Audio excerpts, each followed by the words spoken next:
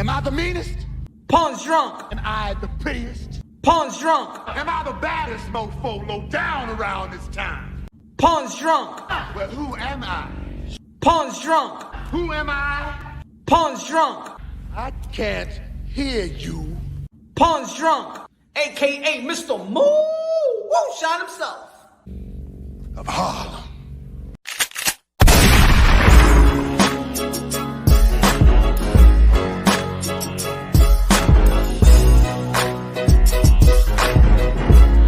You already know this is Punsh Drunk Boxing, aka Mr. Moonshine himself, aka El Adobo, aka El Sazón of the YTPC, ladies and gentlemen. Oh man, it's gonna be a good live. What a epic, historic day in the sport of boxeo, mi gente. Ladies and gentlemen, we got the icon, Spencer Fearon, gonna show up, show us love. We're gonna show him love. Icon in the UK, fighter, promoter, manager, worked the corner, has done every single thing in this sport and still doing it. Insightful, enlightening, motivational. The knowledge will be here. Ladies and gentlemen, 1 foot out the door. Good looking out, my brother. Good looking out. Everybody smash the like button, ladies and gentlemen. Smash the like button. What a historic day. Ladies and gentlemen, like I said, let me say what's let me shout out to people out there. Rubski was good. Wayne Fitness in the building. 1 foot out the door. Good looking out, mi hermano. Luna. Whiskey on the rocks was good. El Coto. Feliciano. Joanny, Alex, HLD in the building. 11 was good. Gotta put that up. Keep on. Yes, sir. Tycho TV in the building. Smoke in the building. Joshua, Oscar. Yo. Ladies and gentlemen, y'all already know, man. God first, everything second. Fight plus survive equals true champions. Good morning. Good evening. Good afternoon, wherever you at in the side of heaven. Yo, ladies and gentlemen, shout out to Teofimo Lopez. Shout out to George Kambosos. Let me take the shades off. They got to see the eyes, man. They got to see me eyes. Wow. What a surprise. It ain't a surprise for me. You know why it's not a surprise for me, ladies and gentlemen? You know why it's not a surprise to me? Because I've been saying this since day one. I said, Teofimo Lopez, the campeón of the generation, the commander-in-chief of this generation, ladies and gentlemen. I was not lying to y'all. I keep it real. I keep it consistent. We break things down unbiasedly, logically, and objectively, ladies and gentlemen. What's good, Nestor? What's good? What's good, Slugger? What's good? Ladies and gentlemen, I wasn't lying when I said this man right here. I was not lying. No. I'm not Mr. Pinocchio. No. I know there's a lot of Pinocchio out there. I know there's a lot of people out there mad, hating because this man right here, when October 17th, the man been telling you he's going to take over, and he has taken over. There's people out there that was telling Teofimo Lopez that he's not the A-side. Did he prove it today that he's the A-side, ladies and gentlemen? Did he prove to everybody, and did he empower himself? Did he teach? Isn't it?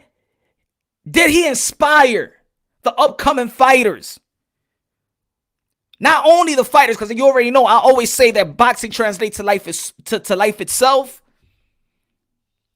This man told the whole world that you do not dictate what's my worth. You do not dictate what's my value. And just by looking at what transpired today, for everybody out there, do not let anybody tell you how much you're worth. Don't let anybody dictate what's your value. You set that up. That was the highlight of today. That was the highlight of that purse bid. Shout out to George Kambosos as well, that he's going to be getting $2 million for that fight. Shout out to George Kambosos as well, that when people's talking about the Four Kings, they don't even mention him while he's an undisputed guy in the sport, in the lightweight division, and also has beaten Lee Selby to be in that position where he had today. He had to work his ass off as well, just like Teofimo Lopez, and just like a lot of boxers out there, but he didn't get no light. Yeah, we all want to see, yes, a great fight is Teofimo Lopez versus Devin Haney. Yeah, good fights here. Teofimo Lopez versus Ryan Garcia. Yeah, Gervonta Tank Davis. But what about George Kambosos? George Kambosos also proved to the world out there that I can make my $2 million. I'm worth that $2 million.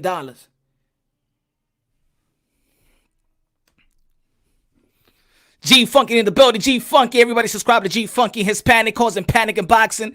De lo mío. Eso es, mi gente. Let me crack this salsa water.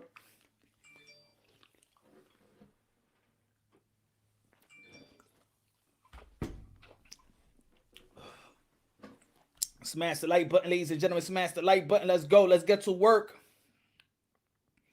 Let's get to work. Let's get to work. Latino on this sport. G Funky. The takeover is real. Yes, sir. The takeover is real, ladies and gentlemen. The takeover is real, ladies and gentlemen. It was this day that the takeover was real. That the takeover came through fruition, ladies and gentlemen. Yes. When I said this man was King T.O., yes, he is King T.O. of the lightweight division, and everybody should give this man some props because he broke the system. They wanted to pay him $1.2 million. And of course, for the normal person, of course, that's $1.2 million, but you got to remember, this is the sport of boxing. You got to remember that these men and women that put their life on the line to feed their families, to feed themselves. That's why we got to give respect to these fighters. And we love this sport because these are modern day warriors, modern day gladiators that put their life on the line for pure entertainment. And shout out to Triller for breaking the mold. The dinosaur business model is done. Either promoters step up and do right by fighters. There's going to be coming new entities into the sport of boxing. And they will take over just like Teofimo Lopez took over October 17 by beating Vasily Lomachenko, who was regarded number 1, 2, 3 pound for pound. You can flip it around. For all you haters, I think you should go on vacation. For all you haters that hated on this man each and every day, trying to shame Teofimo Lopez for accomplishing what we as fans strive and beg, and sometimes, most of the time, we're frustrated that these fans ain't going out there to challenge himself. Guess what? This man did it, baby. This man would be Nakatani, top 10. Then he went to Richard Comey to fight for the championship, IBF, and then he went back-to-back Lomachenko. That's back-to-back-to-back. Top 10 lightweight in the division. He ain't give a damn about no O. He ain't give a damn about the money because he took 2 pay cuts prior to this right here. And he said, no mas. I would not be taking a pay cut. No mas. I am putting in the work. I am striving for greatness. I want legacy because legacy in the end of the day reigns supreme. And did he accomplish the legacy? Ladies and gentlemen, I love this damn sport. And I give all respect to all fighters. But most importantly, I'm going to give it to that guy that challenged himself, that's out there to match and exceed his expectation. The man that went out there that beat the odds. I said this man could outbox this person. They want me to take my boxing card away. No, he would never outbox Lomachenko. No. If it was even better that he outboxed him than knocking him out. Smash the like button, ladies and gentlemen. Let's get to work. Triller's an app. 11, good looking out, mi brother, mi gente, de lo mío, dímelo, mi gente. The takeover is here. The takeover is now, baby. You remember your boy Punsh Drunk? Y'all remember? I don't think y'all remember. Coach C in the building, good looking out. Coach C, saludo, mi gente. Coach Punch in the chat room, everybody. And to help me also talk about this, and I want to interview an important man in the sport of boxing. A powerful man in the sport of boxing. Boxing Wave in the building. Yo, everybody subscribe to Boxing Wave. Yo, great channel. Always, I admire the channel. I admire your work, my brother. Keep on doing what you're doing. Everybody, please, in the chat, subscribe to this brother. Always keeping it unbiasedly, logically, and objectively. Make the promoter work for you, not the other way around. Proud of the young Teo. Exactly. Game changer. Game changer. Saludo. Salute, my brother. Everybody subscribe to this man. Everybody subscribe to G Funky Boxing as well. Boxing Kingdom. Subscribe to Boxing Kingdom. My brother was good. Teofimo Lopez versus Josh Taylor happens 2021. Woo! In the UK. Because at the end of the day, this guy is a people's champ. This man will go all over the world and perform. Just like back in the day, just like Muhammad Ali used to do. Going out to different countries. Because at the end of the day, this is the sport of boxing. Is a world sport. You go all around the world. Boxing Kingdom. Good looking now. I appreciate it, my brother. I appreciate you. D-Style Boxing. Everybody subscribe to D-Style Boxing. Subscribe to D-Style Boxing. Subscribe to Boxing Wave. Subscribe to Boxing Kingdom. Subscribe to G Funky. Subscribe to Black and Brown. There's a lot of people out there doing a great hell of a job out there. Subscribe, baby.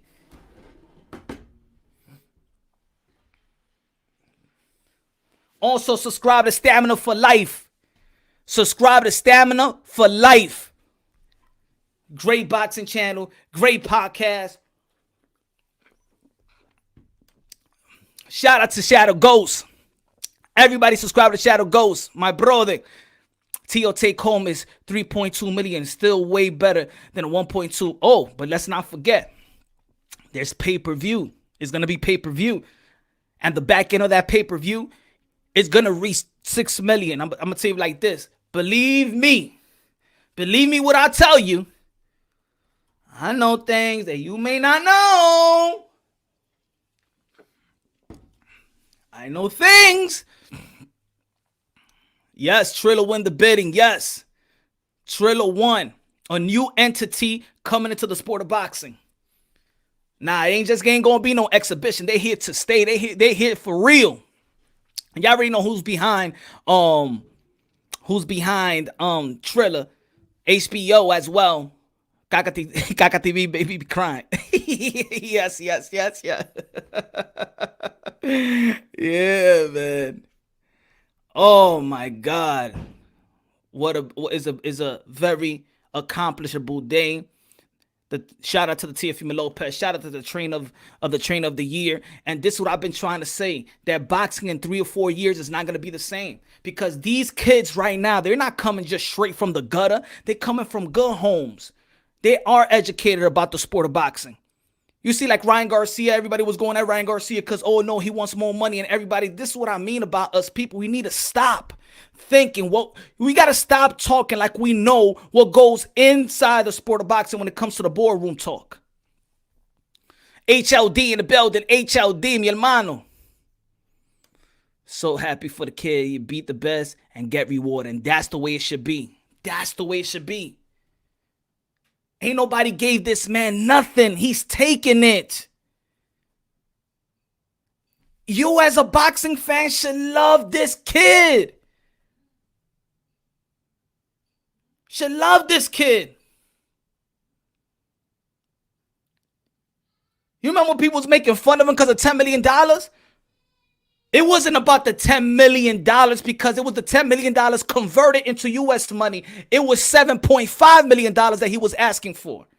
When he said to Eddie Hearn $10 million, it was actually 7.5. Remember, it was a deal. They were trying to break a deal in Australia. That converts to 7.5. And guess what? He might be making this 7.5 or $7 million with the pay-per-view buy. And I'm going to tell you like this. There's more surprises going to come because y'all don't know who's going to be in the undercard, ladies and gentlemen. What you think? You think it's just going to be that? This ain't even half the fun. This ain't even half of the news. You just gonna have to wait and see. But I'm saying like this, it's gonna be a whole lot more surprises.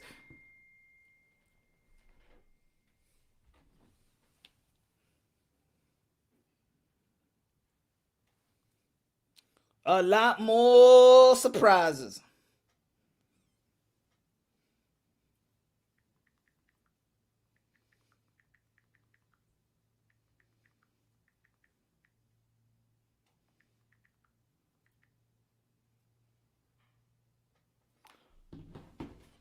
Smash the like button, ladies and gentlemen. Smash the like button again. Thank you, Boxing Wave. I appreciate that. Thank you, Boxing Kingdom. Thank you, G Funky. Thank you, Coach C. Thank you for the support. I appreciate it very, very much. Moonshine got the exclusives. Angel, dímelo. Triller going all in promoting this. Yes. Yes. Bob Arum, what was it? He bid $2.1 million. Really? 2.2, 2.1? Really? That's your champion, bro. Matchroom went over. But I thought that they could get $4 million. Forget about the $4 million. This man is going to get $6 or $7 million after the fight, fighting his mandatory Kambosos. And again, shout out to George Kambosos. Do not leave that man out. God first, everything second. The audacity to hate this kid. Yo, if you see anybody hating this kid, they're not a real boxing fan. If you see anybody hating this kid, they're not no real boxing fan. They don't love boxing and they're not a real boxing fan. Because what this kid did was bet on himself. He said, I'm worth. Well, there's a lot of people out there that was like, nah, he ain't worth that. He never got more than $1.2 million. Why? That's what I mean, ladies and gentlemen. We cannot set prices on people. And at the end of the day, it's not always what you think is the value is. It's what's in the pot. And I gave this indication, of course, when I was talking about, let's say, Mikey Garcia. Remember Mikey Garcia? He made $7 million. But when he fought Earl Spence, it was like $3 million. You'd be like, damn, how Mikey Garcia is making $7 million with Jesse Vargas? How? You know why? Because it's not what you think their value is, what's in the pot. And what's in the pot, you and I don't know. You wouldn't like it in your respected life. Somebody tells you how much you're worth. How do you feel when somebody try to undervalue you, devalue you? How does it feel? How does it feel in your respective life? That's like a form of disrespect. When it comes to this line of sport, ladies and gentlemen, this is not basketball. This is not figure skating. This is not volleyball. No means to disrespect these other sports, but this is the sport where they put their life on the line. And I would love each and every fighter to be compensated very, very good. And you know what I like about these purse bids? It actually exposes that there is more money in the pot. Why does he need to go to purse bid for Bob Arum to come an extra $1 million? So you had that $1 million in your pocket. Why you didn't give it to him when he wanted it? Then you see how much other people got money. Technically wise, Teofimo Lopez never priced himself out. He priced himself in.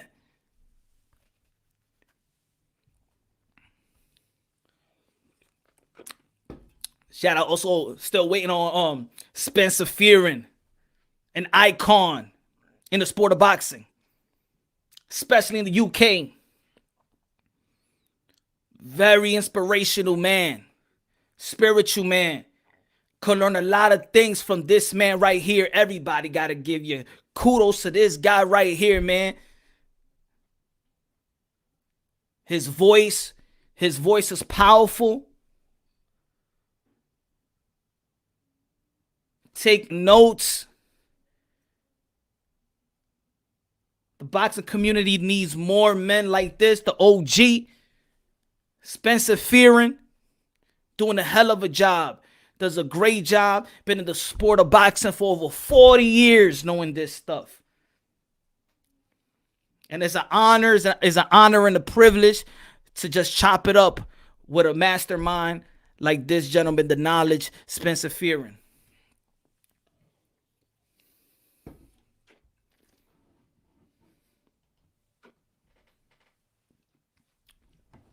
Um,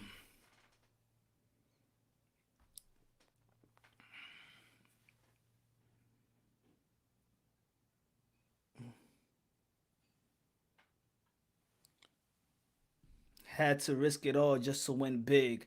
God don't make no mistakes. Yes, sir. Trill, I think Trill already posted this as well. $6.02 million. Look at that. Look at that. Look at that, y'all. Let me get this nail. Look at that.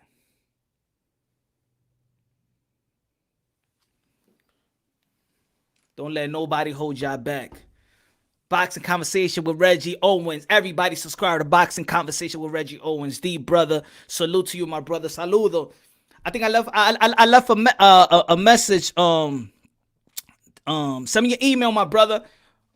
I think my email's in the description box just in case. We got to chop it up. We'd love to have you on the panel very, very soon. A lot of things to could talk about. A lot of empowering things. A lot of inspirational things. Awareness. Subscribe to Boxing Conversation with Reggie Owens. Good brother right there. Keeps it real. Keep it unbiased, logically, and objectively. Carlos Mendoza. D Style. Orlando Chavez. Texas Bulldog Boxing. Lopez getting 4. Kambosos getting 2. Pay-per-view, though. When the pay-per-view end, he gonna make more than that, my brother.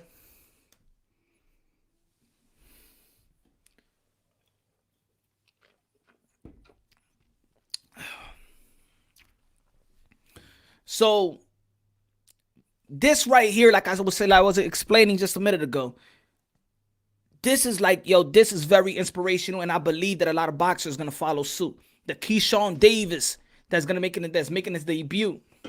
Thank you. Keyshawn Davis is going to be making his debut. He's going to learn about this too. All these young fighters, these promoters, your dinosaur promoters, you better get your act together right now because you're going to miss the party. You're going to miss a big party in 3 to 4 years. And Reg, didn't I tell you that? I think on your channel the other day, in 3 to 4 years, it's going to be changing. This is the beginning, y'all.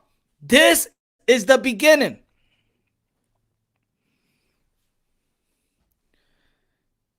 This is the beginning. Remember when I said that about the promoters and the fighters? This is the beginning. We already got Devin Haney, who's 22 years old, got a promotional company, partnering up, not under Eddie Hearn, but partnering up. Right? We got to look at Teofimo Lopez, the move that he's making. And this is going to be, and look. And this is going to be another thing right here. You got to take this into consideration.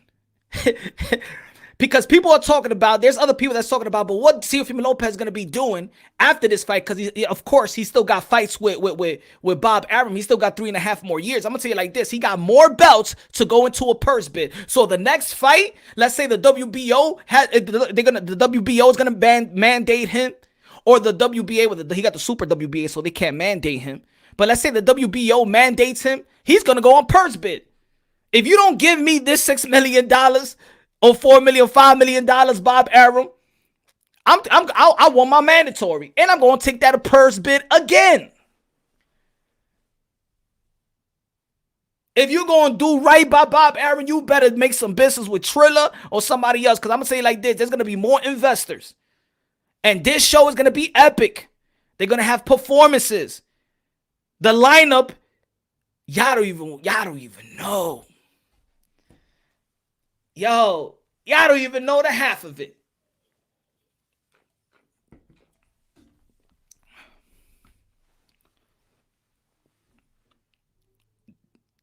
I've been saying this for a while. This is why I said this kid is the captain of this generation. He is setting a tone.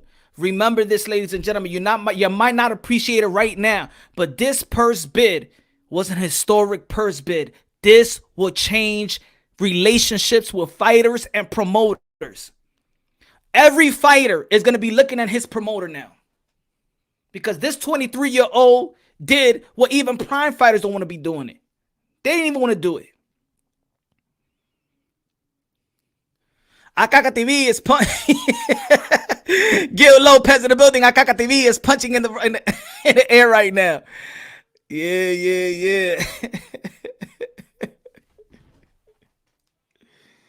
Oh man.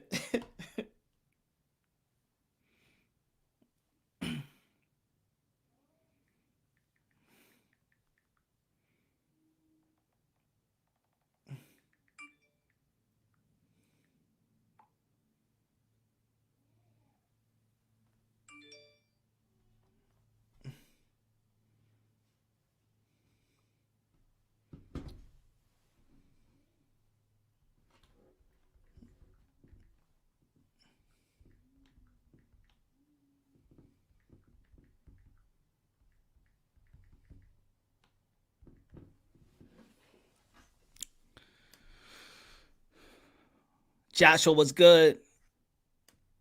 Damn, everything is going all over the place. Hold on. I'm sorry.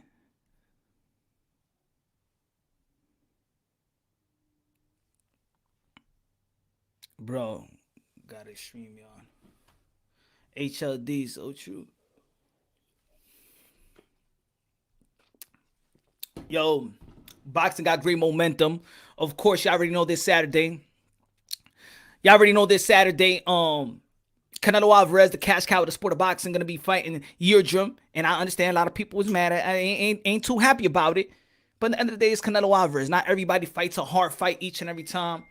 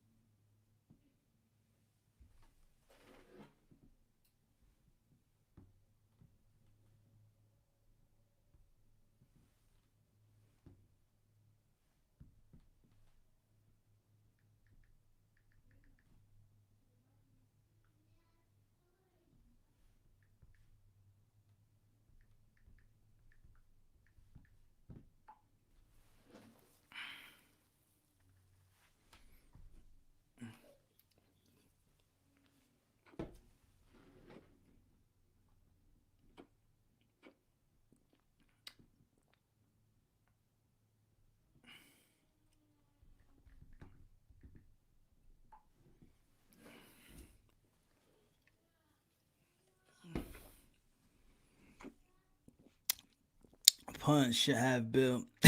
He said, Joe. He said, oh.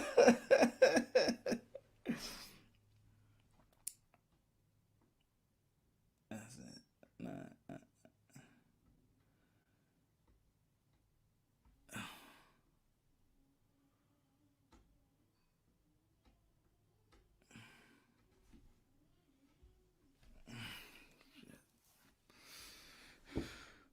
Dímelo, Punch Drunk, diste República. Hold on, y'all. Mm, mm, mm, mm.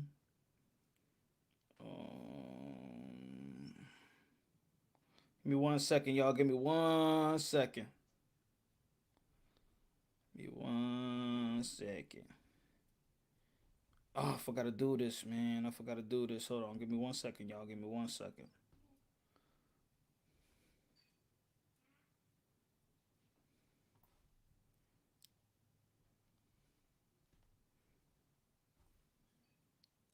Give me 1 second, y'all.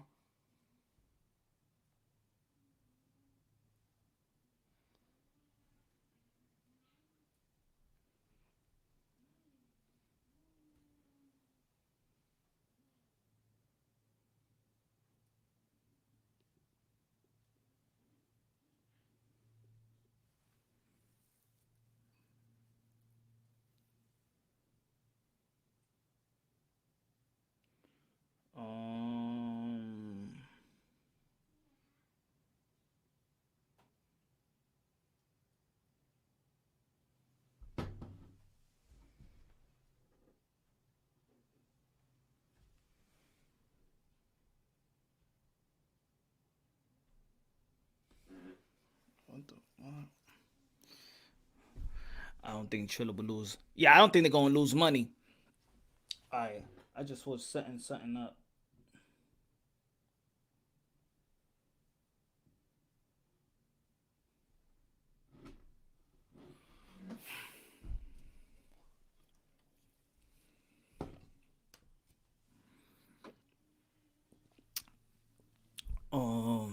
There was silence in here. Haters left the chat. Karaoke Thriller Michael Jackson. Yo, I gotta put Pancho on, man. Cause it's a celebration, man. It's a celebration. Where Pancho at? Where's Pancho? Anyway, Sunny stormy, then it's not a snow. Saturday night means me, had a mighty bone. Wait a minute, what do you mean? What do you mean? Screaming when I'm low. Then it started showing when it 90 feet. Hit it again, Pancho. It's a celebration. Hit it again, Pancho. Then it's sunny stormy, then it's not a snow. Saturday night means me, had a mighty bone. Wait a minute, what do you mean? What do you mean? Screaming when I'm low. Then it started showing when it 90 feet. Let's go, Pancho. Oh, man.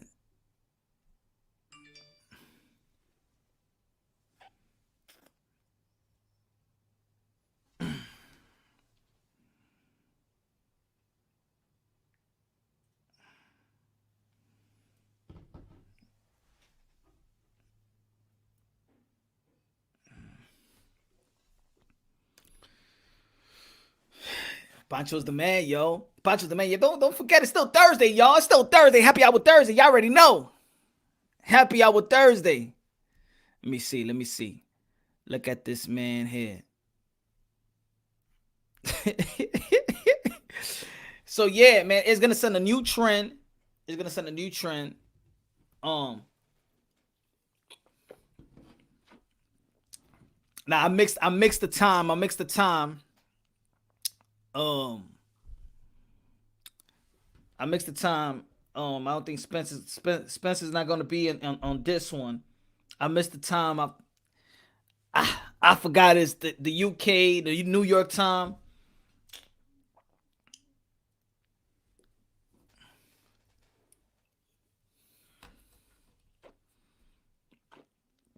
LT in the building. Dímelo, LT. What you missing, LT? Come on, man. He broke the internet, man.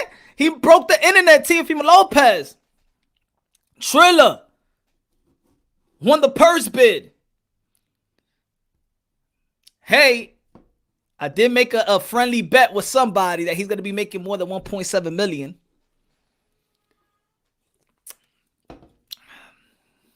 My brother Bill, you lost that bet.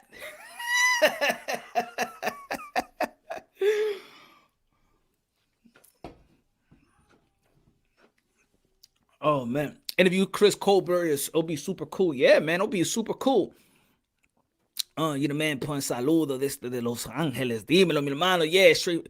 I'm here in New York City. Y'all already know. So, yeah.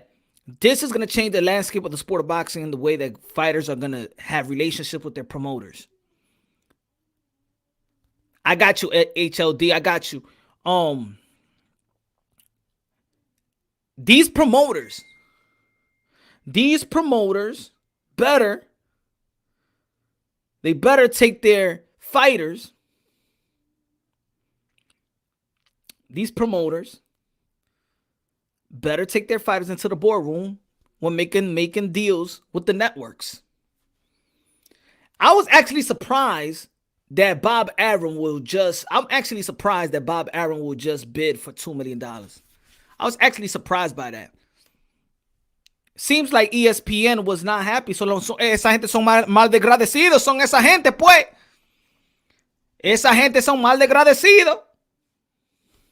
What y'all think?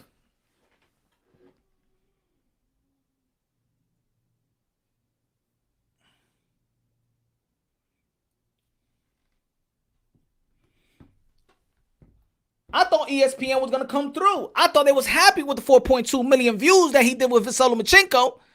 Elvis Mencia take over, making Honduras proud. Saludo from Las Vegas. Evie's good looking now. I appreciate you, my brother. HLD Bob getting fired by ESPN. I think that was they dropped the ball, bro. They dropped the ball, but this is Bob Arum's fault. This is Bob Arum's fault. You know why? Because ESPN, to be honest, ESPN don't know boxing like that.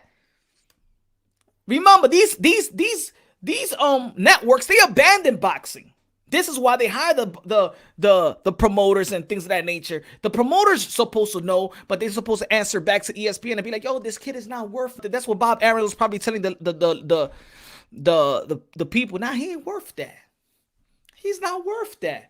Or these promoters probably pocket the money that they get from the networks or stream services. 2.3 what I only gave TL2K more than. This is the reason. That's Bob Arum's fault. It seems like he don't even know what he has. You devalue your own, Bob Arum, who is an historic, he is one of the most prestige promoters that the sport has ever seen. He knows how to develop fighters. He knows how to make them superstars. We're not gonna take the obvious away from Bob Arum. But we also not gonna ignore that this man is close to 90 years old. We're not gonna ignore that. High, low in the building, dímelo, moonshine, el adobo, el sazón, the flavor of boxing. Appreciate you, my brother. Ya tú sabes, mi gente. 6 million investment means gross potential of 50 million gross. And this kid is not dumb. This kid is smart with his money. What he said in our interview this couple of days ago, he invests his money. He don't buy no jewelry. Got a nice car, nice pickup truck. That's it. He don't flaunt. He don't floss. I ain't saying floss like that, but you know, he ain't trying to look like these rappers. Again, these kids are smart, bro. They are smart. Bob Arum's out of touch with the sport, the youthful fighters, and the culture. Yes, he is. Yes, he is. Right about that. Miguel. I'm not gonna lie. You've been killing him lately. Saludo. Thanks, Miguel. We've been doing it. Not me. We've been doing it. And this is what it is, man. Just breaking boxing down unboxing logically and objectively. That's all, bro. Forget about the narrative pushes. We all got to do right. Yes, we got our favorites. Yeah, we got our favorite style. Yeah, we have certain matchups that we need to see. But we need to really uplift. We're the gentlemen out here, man. If you look at the analytics in this sport, it's driven by male fans.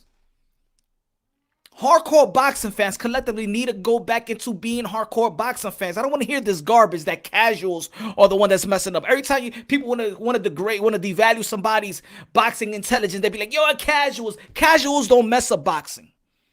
Because casuals only come in, they only come once in a blue moon.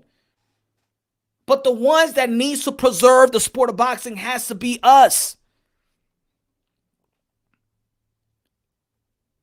We need to stop devaluing, especially the guys that's doing their thing, the gals and men that's doing their thing. I don't want to hear this Canelo bash. I don't want to hear the Teofimo Lopez bash. I don't want to hear the Errol Spence bash. I don't want to hear the Jamel Charlo bash. I don't want to hear the Tyson Fury bash. I don't want to hear the Anthony Joshua bash or the Inoues of the world or the Yokas of the world or the Clarissa Shields of the world, the Manny Serranos of the world, the Cecilia Breakers, the Jessica McCaskills of the world, the Natasha Jonas of the world. We need to preserve all these fighters, especially the ones that's going out there and doing it and challenging themselves. Because this is what we want. This is what we want. We want the best. And look, ladies and gentlemen, the best fighting the best is not always the 1 and 2. If we're going to say that there's a stacked division, example, we all agree. A lot of hardcore boxing fans says that the 130 pound division is a stacked division. So guess what? The number 1 versus the number 8 is a great fight. It's still the top guys fighting one another. We want to see the best fight in the best. You know what? We have been seeing kind of the best fight in the best. But we so busy devaluing, we still busy trying to oversee a fight. You can't value I'm gonna give you an example. You can't value a Porter versus Spence because you're so stuck on Bud. But in reality, a Spence and Porter was a great matchup fight. And we saw that come through fruition.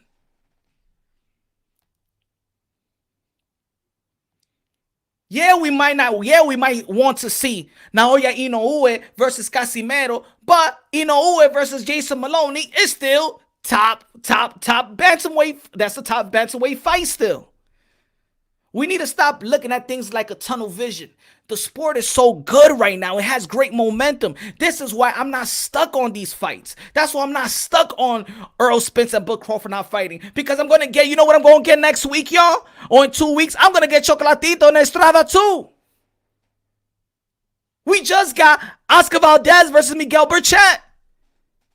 If the prime fighters in the welterweight division don't want to duke it out, let's say, for example, I got Virgil Ortiz going to be fighting Maurice Hooker, so I'm not going to stay stuck mad at this fight not happening. I'm actually going to be happy and enjoying the journey of, let's say, Virgil Ortiz. I'm going to enjoy the journey of Boots Ennis. I'm going to enjoy the journey of Brandon Lee. 2021 is going to be an undisputed year. Great chance. Great chance is going to be undisputed year.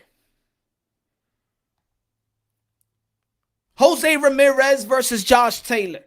Tyson Fury versus Anthony Joshua. Canelo Alvarez could beat Yeardrum this Saturday, then go Billy Joe Saunders and beat Billy Joe Saunders, and he could probably go in September and fight Plant, and it could be an undisputed. I know it's too many fights right there, but we have the chance so we could be undisputed. We're going to see Clarissa Shields next week. Everybody buy the pay-per-view. Support our queens.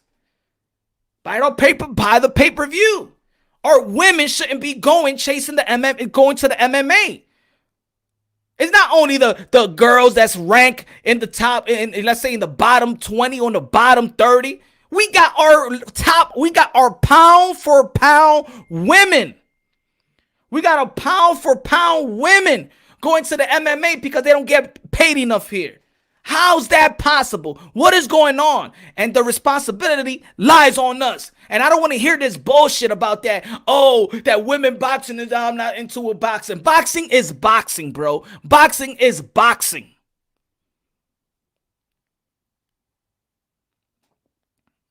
Don't tell me that Katie Taylor versus Purcell wasn't a good fight.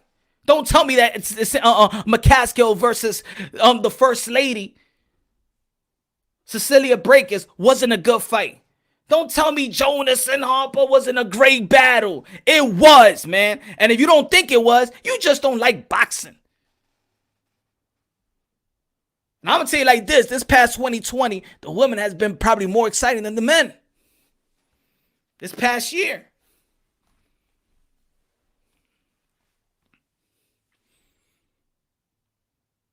The business model. Promoters, get it together. Belt federations, with your greediness, get it together because you're going to miss that ship. And right now, that ship is on the port. It's there. These young fighters ain't going to take no shit. These fighters are not dumb. They know their value. They're going to fight for their value. You don't hear guys like Ryan Garcia. I'm like, I ain't going to be fighting past 26. These guys ain't coming from the dirt. These guys is not born eating sand and making pancakes out of mud. Where you just give them $100 and I gotta get the $100 and put my life on the line to feed and pay the light. Nah, these type of fighters. These type of fighters know. These type of fighters are groomed into the boxing. Why you think Floyd Mayweather is the way he is? He's groomed for this business. His brothers, his uncles and his father, they groomed him. They kept him in check. They taught him everything. Look out for this and look out for that. And look where Floyd Mayweather's at right now. And guess what? There's a lot of people that may not like Floyd Mayweather. You might not like him, But I'm going to tell you like this, in the business sense, he's a trailblazer himself. Maestro, dímelo, mi hermano. Saludo. Saludo, mi gente. I appreciate that, my brother. Gotta have you on the panel soon, bro. I gotta have you on the panel soon, man.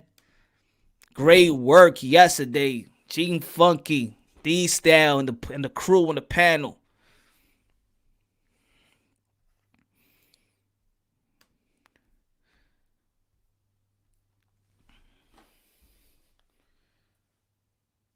So people out there, the channels that you know who you are, who's right now, y'all gotta be silent. Y'all gotta be, yeah, I know y'all drowning in toilet water right now. Y'all drowning in toilet water right now because, you know, you keep on losing. Your narrative pushing, now y'all gotta go on vacation. What's gonna be the next? I'm gonna tell you like this. Go to vacation. Because y'all just looking dumb after dumb. If you're not here to preserve the morals and the principle of the sport of boxing, the only thing that got left, you could tell, because there's a lot of great channels out there. There's a lot of great independent media out there. There's a lot of great journalists out there. There's people out there that try to use this and use it as an opportunist. They don't give a damn about the sport. They don't give a damn about the fighters. But guess what? I do, and I know a lot of people out there do as well. Let's do right by the sport. Let's do right by our fighters. Oh, yo, Punch, yeah, you always talk about Teo. You know why I talk about Teo? Because the things that, just like what you just saw today, this is why I talk about this man. This is why I say he's the commander-in-chief. This is why I say that he's the captain of the generation. I know what I see.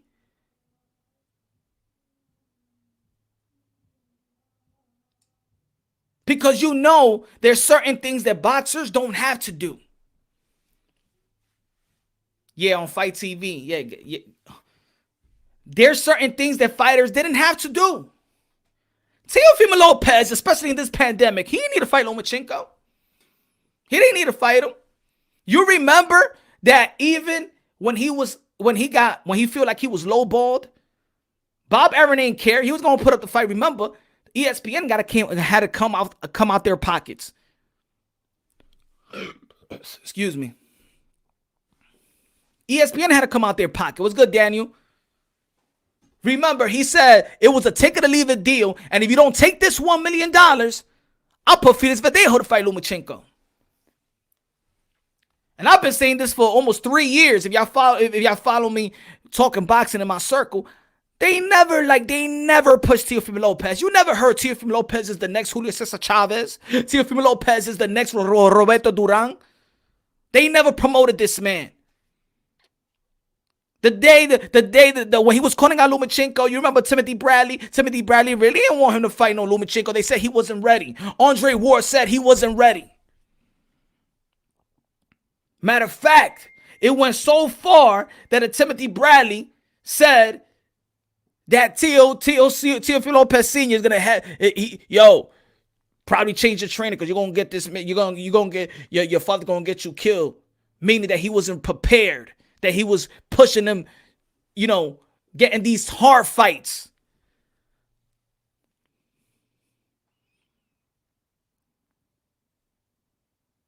And now they see.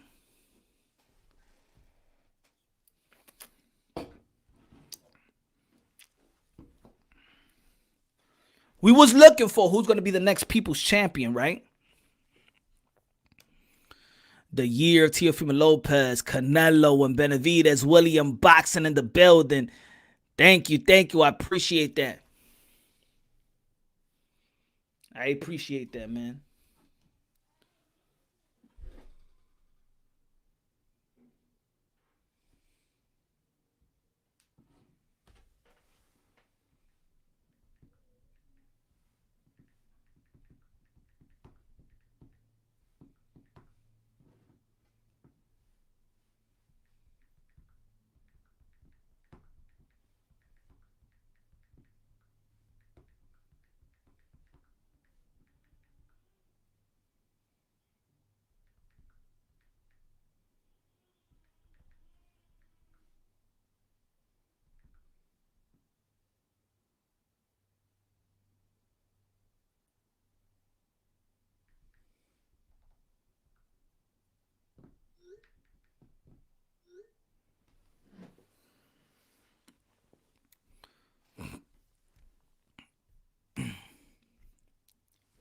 Triller making waves. They're making waves right now. Let me see what they saying right now, yo. What they saying?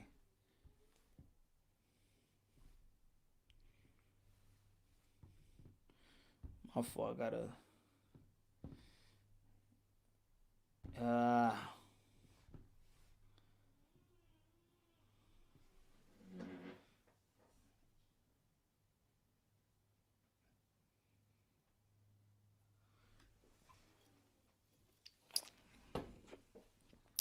who not giving Tio his credit? Oh.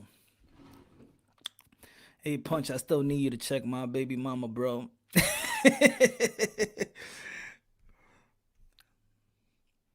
Oh, hold on.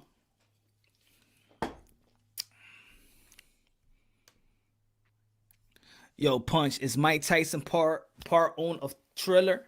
Nah, nah. But I'm gonna tell you like this. Hey, yo, subscribe to the channel. Everybody subscribe and smash that notification because I'm gonna tell you like this. That ain't even half of it. What you're seeing today broke the internet when in terms of boxing, right? It's not even half of it.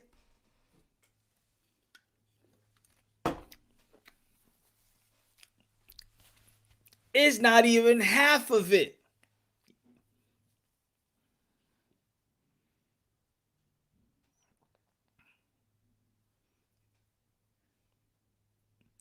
I'm telling you, it's gonna be, yo, que lo que, dímelo, Paul. Because when that event gets underway, y'all gonna be like, oh shit, this is big. I gonna be like, oh damn.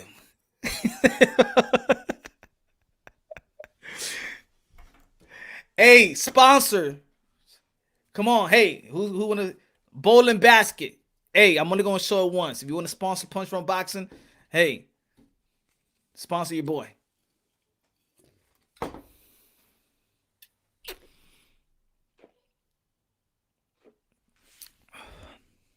Punch, you should make a group like Latino Fire because you'll be on the duck.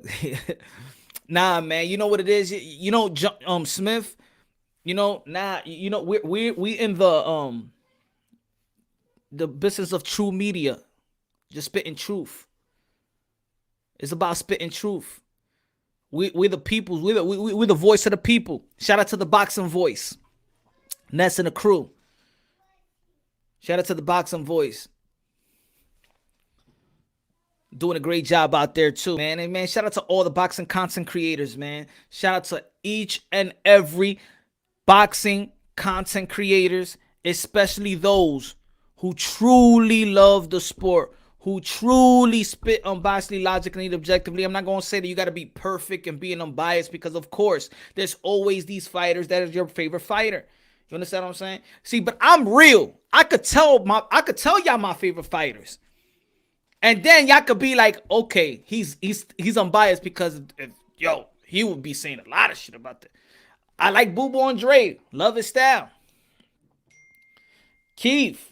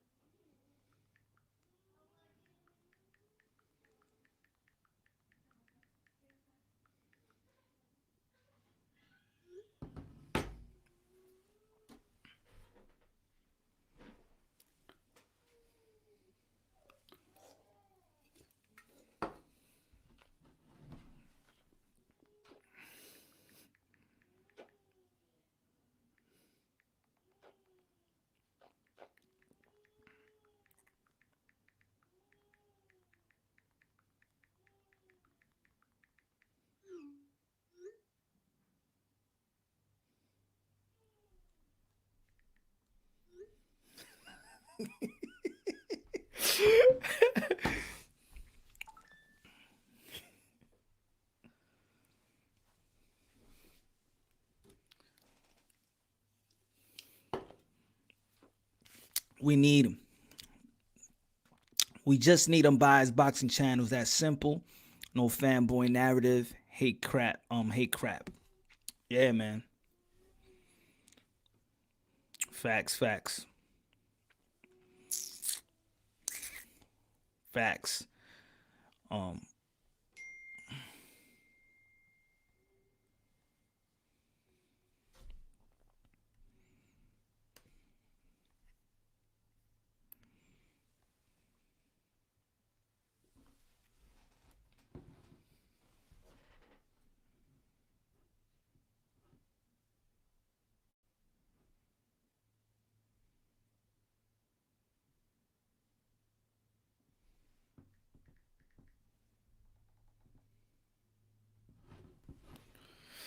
Yo, I can't wait for TOC to hit that. I told every, yeah, right. Teofimo Lopez Sr. I told everybody.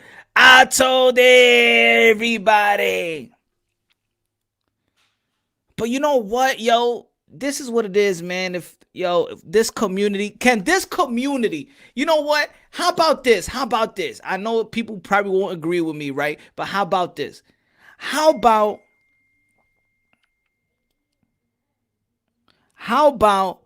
we all keep it consistent in this? Let's celebrate everybody. Regardless if you're a fan or not. Celebrate this move from this kid because it will benefit you in the long run. It will benefit the Devin Haney's in the long run, the Teofimo Lopez and Devin Haney. By Teofimo Lopez doing this move, more money for Devin and Teo in the long run. More money for Ryan and Teo in the long run. More money than for Gervonta Tank Davis and Teo in the long run. And vice versa, a mixed match and the Kambosos. Look at Kambosos making $2 million. Look at Kambosos. Let's not forget about this dude. I know it's about Teo, but let's not forget about this dude. This dude is getting his money. Two. It's not what you think they're worth. It's what's in the pot. It's how much somebody is willing to put in that pot. Again, ladies and gentlemen, we got Canelo Alvarez, Yildirim. Can't wait for that fight. Can't wait for the event. I can't wait for the event because, to be honest, it's not even about that fight. I can't wait to see the debut of Keyshawn Davis. Excuse me.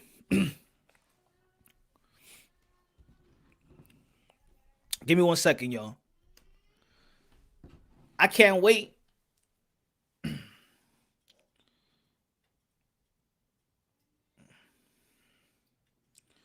me see. I want to jump in. Edward Stevens, good looking out. Salute. I'm a fan of boxing since 1950s. Look at that. Since the 1950s. And matter of Edward, good looking out. I appreciate that. And how do you feel? Because a lot of people always feel like if boxing was like it was before. How do you feel about this guy? How do you feel about this move by Teofimo Lopez? What do you feel about this? Kambosos is going to have love for Teo win or lose. Yep, he is. Do you remember what Bob Arum said? That he colluded with Kambosos? Guess what? All the fighters out there collude. Yeah. Talk to your opponents. Because in the end of the day, it's y'all making money. It's y'all risking your lives. Make the fight happen. You remember when Mike Tyson was talking to Gervonta Tank Davis? And they'd be like, yo, y'all need to talk to one another. See, Teofimo Lopez listened, though. He listened. Dad, remember when he said that? Yo, fighters need to talk to each other and make the fight happen. See, the Kambosos and the Teofimo Lopez team was on the same page. It's y'all putting yourself on the line. Don't let these promoters don't love you, man. Let's keep it real. Let's keep it honest. These promoters don't love you. You just got a business relationship. They don't love you. They'll move on to the next fighter. Where is let me give you an example. Felix Verdejo. Is he still signed? I heard he's not with Top Rank anymore. I heard, and if somebody want to correct me, I heard he got put out the ditch. He got thrown out the house. And they'll get another fighter. They don't love you. Fighters, talk to one another. Get this fight done. I'm tired of hearing, oh, yo, I got to talk to Al. Well, I got to talk to Bob. You know what Teofimo Lopez said? He said, I ain't going to talk to Bob. I'm going to take straight. I'm going to Kambosos and his manager, McWaters. Yo, let's talk to one another. Let's sit on the table. How much we could get for this fight? And a lot of you people was laughing. A lot of people out there was laughing. Teofimo Lopez ain't worth that. Take that 1.2 million. You never made more than that. Official in the building. You ain't never made more than that. You should be happy with 1.2 million. You should be happy with 1.3 million. Mira esa porquería. When you got Teofimo Lopez and he got four sanctioning fees as a champion that he needs to pay. And people was like 1.2. Take it. Take it. What now? Now he's making more money. People still gonna be mad.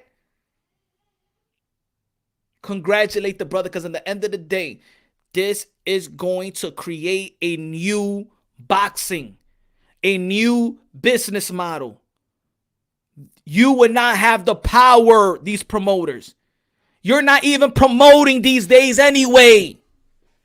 And you know which promoters I'm talking about. These guys don't promote no more. Yeah, they want their 20 and 30%. You don't promote.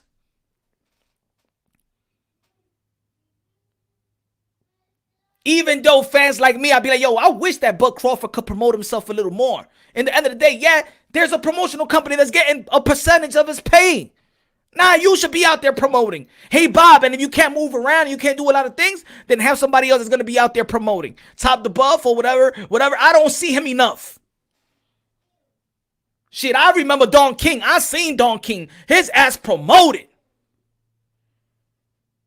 Now I understand he robbed a lot of fighters. But as a fan, damn it, I like Don King. Fighters, for the fighters that he robbed, I am sorry, but I'm just saying, as a fan, Don King was the man. He gave me the fights that I wanted to see. I know we could be selfish sometimes. But damn it, let me be selfish just for a little bit. Don King might have been an asshole to you fighters, but goddamn it, he loved us. that mother effer loved us. Don King loved us. Man, only in America. He put the fights that we wanted to see. He put a great fight for Trinidad. He put a great fights with Mike Tyson. Don King was good to me. Happy Purse birthday. We're gonna be we're gonna be thinking about this day. Shout out to los latinos. Ahí me invita, diablo. Qué bueno para los latinos. Los latinos están ahí peleando por ese peso. Peleando ahí. Standing up. Oscar Valdez. Viva la raza. Teofimo Lopez, no, que esa vaina de que 1.2 y 1.2. Mira, coñazo. No, me voy para Pursbit. Hey, where you going? Why you talking Spanish to me? I'm Bob, okay? You don't deserve more than that, tío. ¿Qué? Mira, maldito viejo. ¿Qué tú me estás dando ese penny? De que 1.2 million y esa vaina, eh? Tú no sabes que yo peleé a Lomachenko por 1.2 million. Tú quieres que yo... Y usted, viejo, dime, ¿cuánto tú tienes ahí? How much ESPN gave you? De que 1.2. Mira este tigre. Viejo. Hediondo.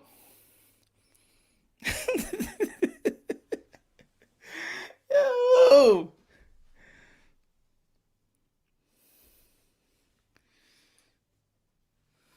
Don't be mad.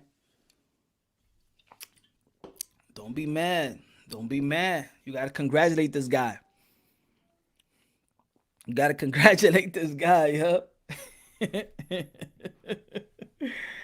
Yo.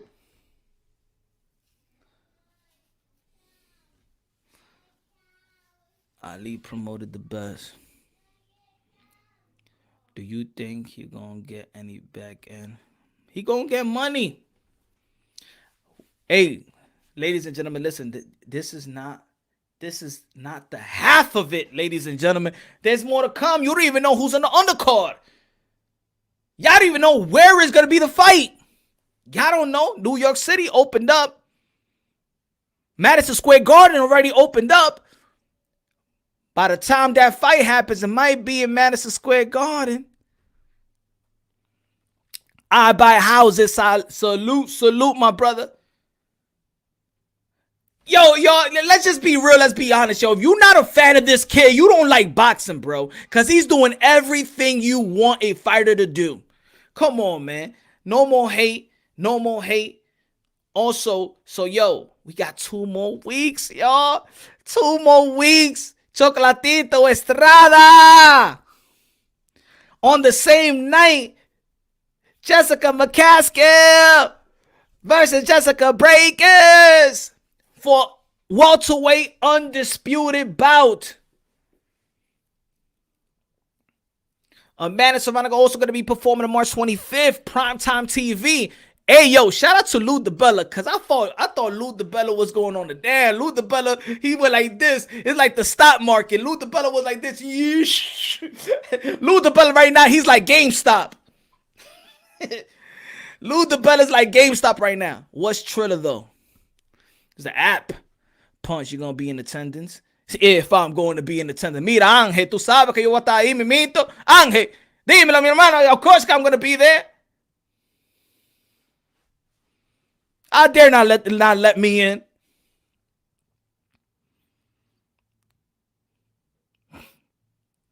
Boboso Aaron. That just happened. Teofimo Lopez is changing the game. This is why I said that this man was the captain of generation. I've been telling people. Bro. I've been telling people. You see? Boom, right here. Remember this conversation they both had? You remember the conversation that Teofimo Lopez had with Mike Tyson, and he told them, y'all can make the fight together, talk to each other. Y'all gonna be breaking bread. Fighters should be breaking bread. What did he said about the promoters? Leave the promoters alone. F the promoters. You don't need the promoter. Teofimo Lopez probably be like, yo, you know what I'm going to take into consideration. You know what, Mike? Mike, you think I'm worth like that? Of course you are. Man, they have upside me down on this business. They done everything in this business to me. I know the ins and outs. I know the dirt. I know how much I'm worth. I know how I got robbed. I know how I got, everything. There's sometimes that a person with experience may tell you something that goes to one ear and not the other. The smart ones are the ones that listen. Listen to the ones that come before them. You saw how, and you know that he was saying, you know why Bobby Ahrim, aka Dinosaur, aka Jurassic Park, aka he got 5 more years to live. You know why Bobby Ahrim is probably tight? You know why he's tight? You know why?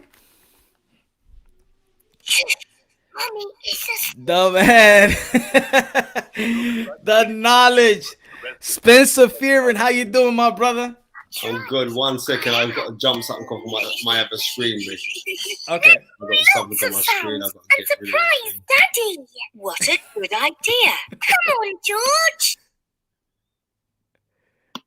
You good? Yeah, my kids were on my laptop. Oh man, yo, the icon, the everything. You have done everything in the sport of boxing you could do. The manage, promote, fight, man. You know this from every corner of this boxing world. You know it. You've been through it. You know it. The ins and outs. Yo, how you been and how you doing? How you doing, brother? I'm good. Even, you know what, Punch, I mean, big up for hollering out to me. So it is one of them things. Got to big up Rap Star Boxing as well, because he's the guy that hooked it up. He phoned me he phoned me and was saying, yeah, man, my guy Punch Drunk would love to get you on his show.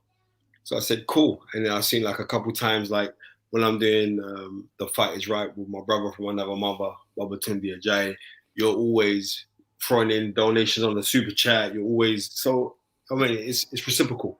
That's a simple thing, you know, it's reciprocal. Thanks. Yeah, shout out to Rap Star Boxing Knowledge. Subscribe to his channel, ladies and gentlemen. Also, yeah, subscribe to Stamina for Sale. Everybody subscribe to that channel as well. Great channel. Man. Yep. You know what I mean? Yeah, you know what I mean? So I've got like 20 minutes, so it's all good. So we can bust it up however you want to go chop it up. You know what I mean? Fantastic news about Teofimo Lopez, right? I know, it's fantastic. It's a game changer. I mean, you know, and you know better than most of us. Have you seen anything like something gutsy from a 23-year-old to actually step aside from his promoter, be like, nah, I'm going by what I'm worth. I know my value, and I'm going to take it into Purr's bid. So you know how it goes is this: sometimes you can come a cropper, right? There are certain fighters, and while we're here, I might as well just talk about it. You mean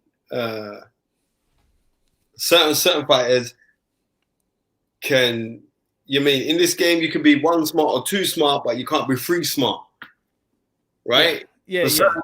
Certain guys will turn around and say, all right, then, well, you know what I mean? I've been on the phone recently to certain guys who got into world title fights and made them an offer. Made them an offer to do a deal, and he wanted to go against the offer that I put out to them. I was speaking on behalf of MTK Global, and they refused it and ended up getting less money. Right? So it goes like that. And I ain't gonna call the guy's name. Yeah. My friend, but he regrets his actions, thinking that he's going to get more money elsewhere. And I'm saying, bro, I know if I was working in stocks and shares, I'd have gone clear. I know this game boxing. So if I'm telling you this, I'm telling you from a point of valued experience and also valued relationships with people. So no one ain't going to come to me and lie. They say this is on the table, and I don't think there's going to be bigger money than that. Then they should roll with it. But what Teofimo has just done, was it with Triller?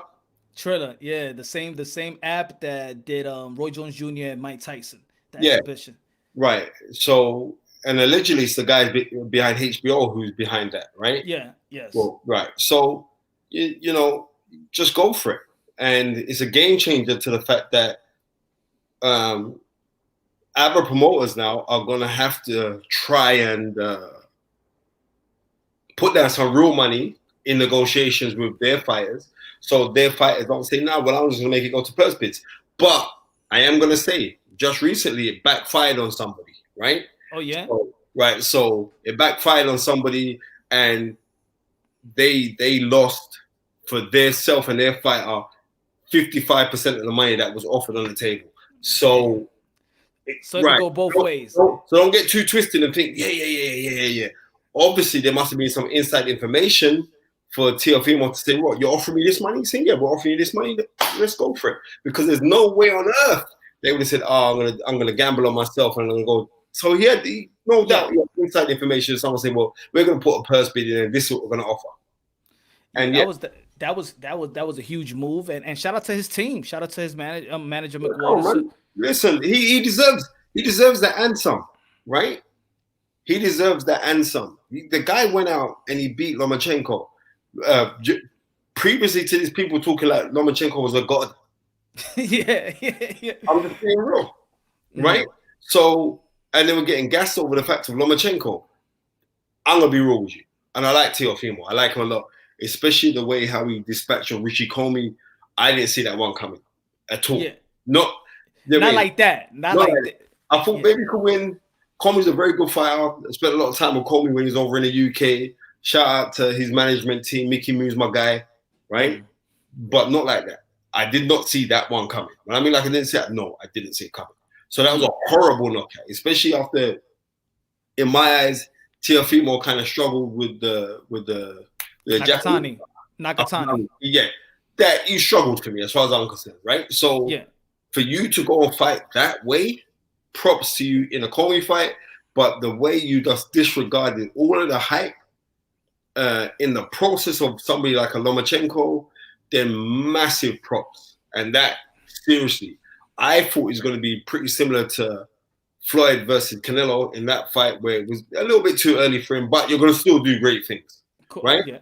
I mean, that is a fair assessment. That was a fair assessment. Right. That was my assessment. I was at Floyd Canelo fight as well, right? That's what I thought. But, you know, props and credit due to Teofimo. I like the guy's attitude. I like his ring prowess. I like how he goes around in the game, how he fights. And not only that, it was kind of cool for me for him to beat Lomachenko, because a lot of people were gassing about Lomachenko too much. Don't get twisted, two-time Olympian. Yeah, great. Really good fighter. Yep, I get it. But the gas was just a little bit too much. And Bob Arum trying to mix the name with him and Muhammad Ali. Like, all right. Listen, don't get twisted, right? Bob Arum is a promoter. Yeah. To be a promoter is to heighten the product that you have to sell. Yeah. But come on, Bob, you meant no better than that, man. That's what I think. You know what I mean? Yeah. Right? You can sell it better than that. Like if you saw me say like right. You know what I mean? And this is the thing. It's like, look at the history. You know, like Top Rank was formed by Bob Arum and guys in the Nation of Islam. You know that, right? Yeah. Oh yeah. I didn't get to that deep. Yeah, that's how it was formed. Right? Oh. Right? And he had good guys working for him in the past, like Akbar Muhammad. Listen to the name. Right? These guys are Nation of Islam guys. Right? And so this is what I'm trying to say, how great boxing is. Boxing is the universe to the fact that you could get guys from the Nation of Islam, right, forming allegiance with Bob Arum, who's a Jew, right, for the greater good of the sport. Because Bob Arum, in the early years of Ali becoming world heavyweight champion, and next thing, shout out to the greatest of all time, Muhammad Ali, February 25th, 1964, today, so it's 57 years today. And I don't see no one putting it up. But now I've said it on your show. Watch, everyone's going to start posting. Watch, I guarantee it. Right? Put it up. Right? Ali became heavyweight champion of the world after 6 rounds, and Sonny Liston, big bad Sonny Liston, what was he? He was 40. No, he was 35-1. Yeah, he was. Yeah, he was 35-1 guy in there. Ali was only 19-0. Right? So, and he went with Ali, then he was Cassius Clay. So props to that. But Bob Arum was promoting Ali from his championship years, from Cassius Clay to the amalgamation of him becoming Muhammad Ali. So that's where you have to look at this sport and know, like, people could put certain differences to one side for the greatest good of the sport, but also for the dollar, for the cash. So yeah. But I mean, and this was so special about the sport because it's a world sport. It's a world sport. Like if you look at the champions, you look at the top 10, you got your Japanese, you have your Latino, you have your Mexican, you have your UK fighter, different colors. You just have this is what I love about the sport. Everybody, every nation, every creed, or every race has a chance to become a world champion and represent their race and their country or whatever. That's the beauty of the sport. You know what? I'll keep this 100. I say this all the time. Oh, what are you talking about? I'm saying, like, you're not representing your race. There's only one race. It's the human race. It's the human race. Yeah. Right, and if we're gonna get twisted, and then you're gonna know we're one human family, but we're divided into tribes. That's what we're divided into, right? Yeah. And tribalism will go under many different facets. Tribalism could be sexual gender, could be sexual preference. It could be colorism. It could be. There's so many different facets to tribalism, but we become tribal as human beings. This is what we. But there is only one race, and that is the human race, and that's what we need to get over, these kind of things. But and look, I agree, and thank you for saying that, because been doing this for 2 years. And I've been saying, I got catchphrases. I've been saying that with one race, we're brothers and sisters, sons and daughters of the Most High. And you know what? People come at me, you on La La Land. You know that boxing is about race, and you know I'm like, yeah, No, yeah, no, no, yeah. But no. Don't get twisted. Don't get twisted. It is about race to people whose mindset is only very, very carnal, right? yeah, But if I'm looking at the beauty, right? Joe Ortiz just sent in $5 there. good, I mean, good looking out, my man. Punch Teo definitely deserve the money. Latino stand up, yes, sir. Thank you very much. God bless you, my brother. yeah. Appreciate that. So I'm saying, like, I'm not an advocate of tribalism, even though It yeah, is what it is. it is what it is. And we as human beings, we side with people that we can see similarities in, right? But we base many things on what we do on our differences when we should be basing them on similarities. And that's like right now, I know I'm talking to you, Punch Drunk, you're my brother. Why are you my brother? Because you're a boxing fan. You know what I mean? Period. You're a boxing fan. So therefore we have a synergy. Now, I'm a boxing fan. I don't care who's demonstrating the skill. I don't care what skin tone that you are. I don't care what sexuality you are. If you're demonstrating that skill that I am there to, that I've been watching from a very, very young age. I've been studying boxing for a very long time. Right? And I mean a very long time. I've been studying boxing properly. I can put my hands up and say from about 8 years old, I've been proper into the books of boxing from 8. Wow.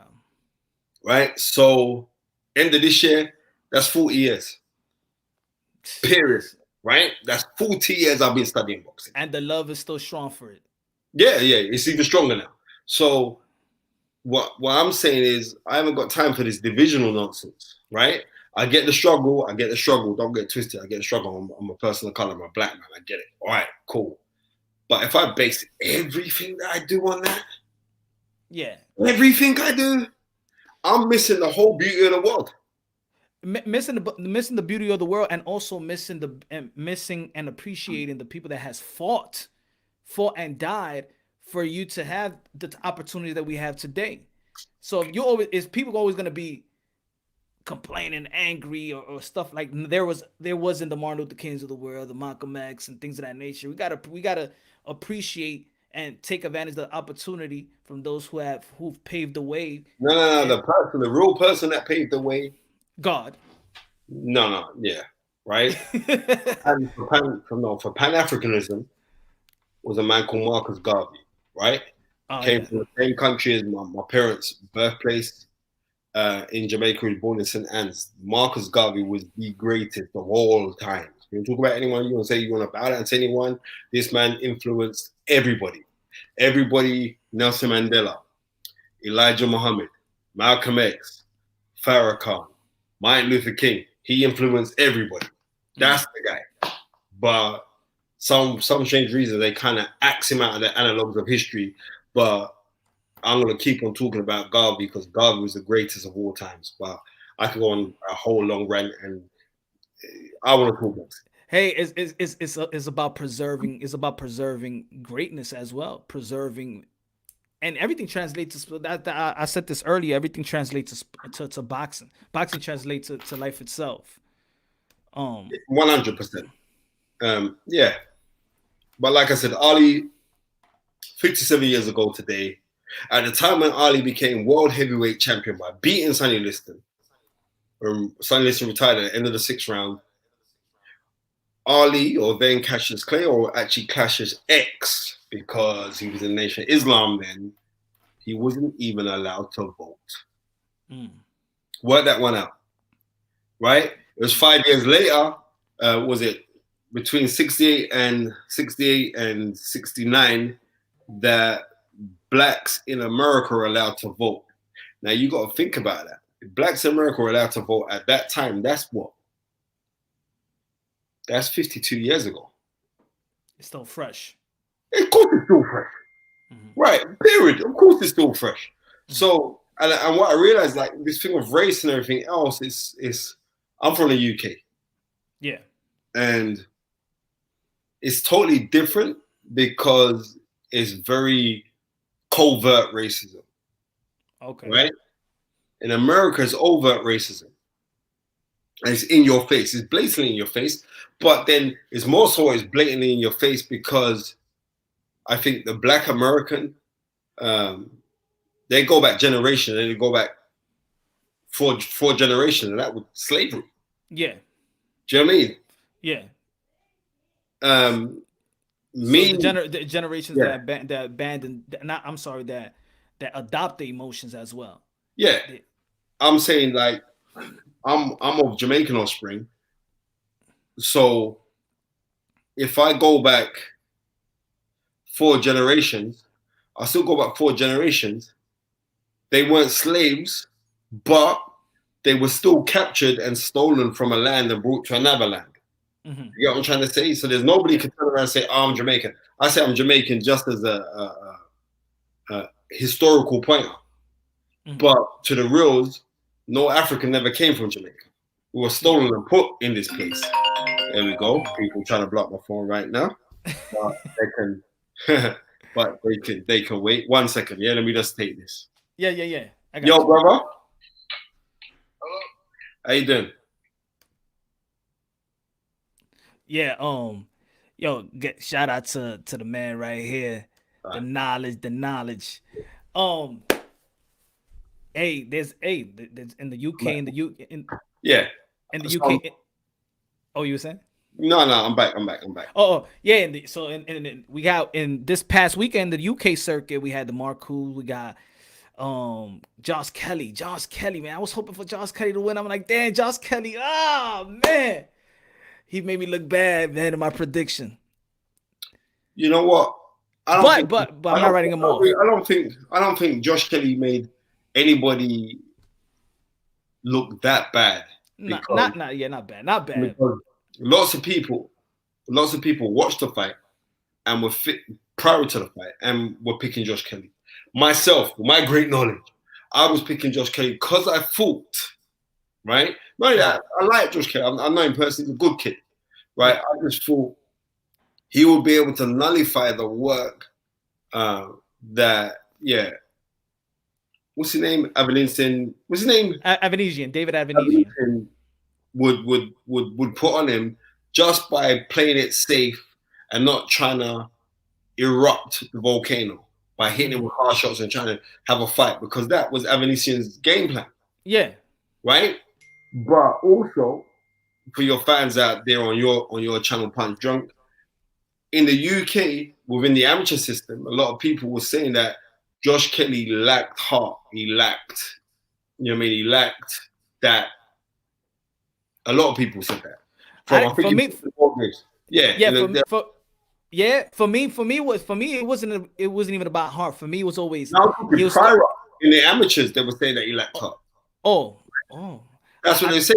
So, but I think like a lot of these people that were saying it, the insides of the game and work with certain, I think a lot of them were saying it because they were jealous of the fact or upset or a little bit perturbed by the fact that he didn't sign with certain guys or certain players, and he went to Adam Booth, who famously trained David Haye. So I think a lot of people were kind of upset by that. It's like David Haye had a kind of similar thing.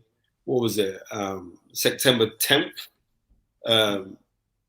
2004, when early in his career, he fights Carl Thompson. Carl Thompson was a former WBO champion, and Carl Thompson, and at the time, I think that was for the IBO title, and Carl Thompson stopped David Haye. David Haye was trained by Adam Booth. Adam Booth had to throw the towel in, right? A lot of towels thrown in. Adam Booth threw the towel in while David Haye was on his feet, not battered and bludgeoned down to his feet, right? Yeah. And I think Adam Booth could have stopped that fight a little bit earlier, which I reckon could have prolonged the psyche of Josh Kelly. That's what I believe. Because he stopped the fight with David Haye, but David Haye still went on to become a unified cruiserweight champion and moved up to heavyweight and beat Valleywear for the WBA heavyweight title. So, but David Haye was a hellacious puncher. David Haye was knocking out guys when he was a little kid in the gym. David Haye was just a naturally talented guy, and Adam built on that.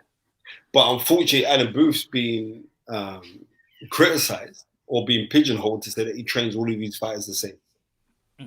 Right? Yeah. Now, I ain't knocking Adam Booth because he's accomplished a hell of a lot. So I got to give him his credit for what he's accomplished. But, you know, this is boxing.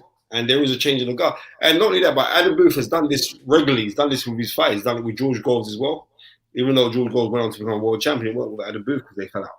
But he done it with George Groves. I remember he put George Groves in early and he fight some tough Ghanaian guy for, and what was that? Yeah, some tough Ghanaian for the Commonwealth title. And everyone's like, what, you're putting him in there already with this guy? Yeah, that's what Adam Booth would do. Put these guys in early for these guys because he kind of judging it and saying, well, I don't think we could beat this guy who's rated above you, but I think we could beat this guy who's rated above the guy that I wouldn't want to put you in with. That's how Adam Booth, I know Adam pretty well, right? You should train with him back in the day too. So, and it come a cropper. And to tell you the honest truth, it was a silly gamble because they didn't have to take that gamble. I feel. You know what I mean? It was a silly gamble.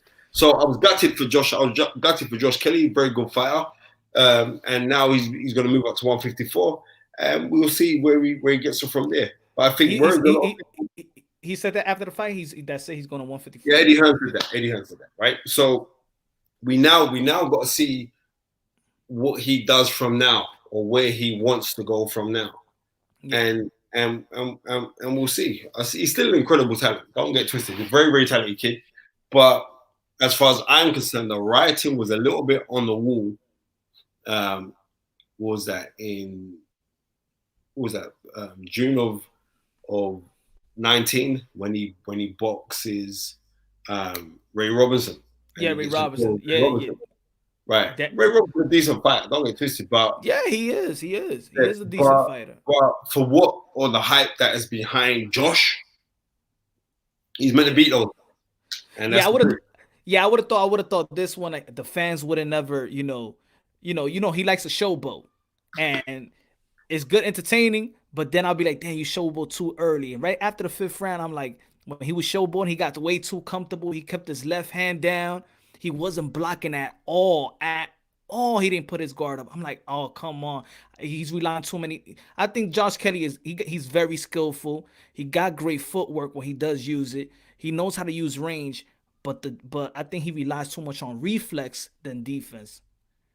I think that's what failed him, in my opinion. Well, I don't know too much of the weight cut, but I think his defense failed him more than anything.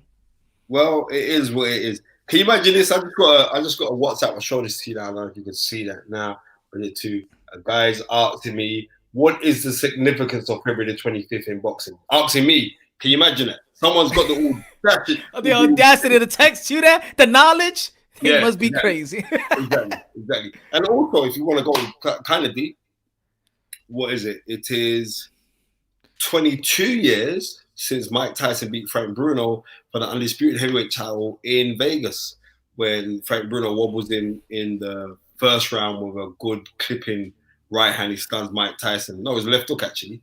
And then Tyson comes back and stops him in the 5th round. So these guys, this is the thing about this. And as you can see, those people, you must have rehearsed this prior to coming out of, or you must have written it down, or this is what I get all the time, right? This is life. Right. I can drop dates because I've studied this thing intensively, and not only the fact of me studying it intensively is the fact that when you're passionate about something, you're not studying it. You're just passionate about it, so it just comes second nature. Yeah, people always want to talk about when they want to compare the past and the present. I sometimes feel like it's not fair. I said one remark, and I feel like there's a lot of people that didn't. I mean, they disagree with me. I said that boxing is the only sport that doesn't have its evolution. Like, I feel like in every sport, you see the LeBron James, you see the athleticism, you see in other sports, you see an evolution. But in boxing, in my opinion, it doesn't have its evolution.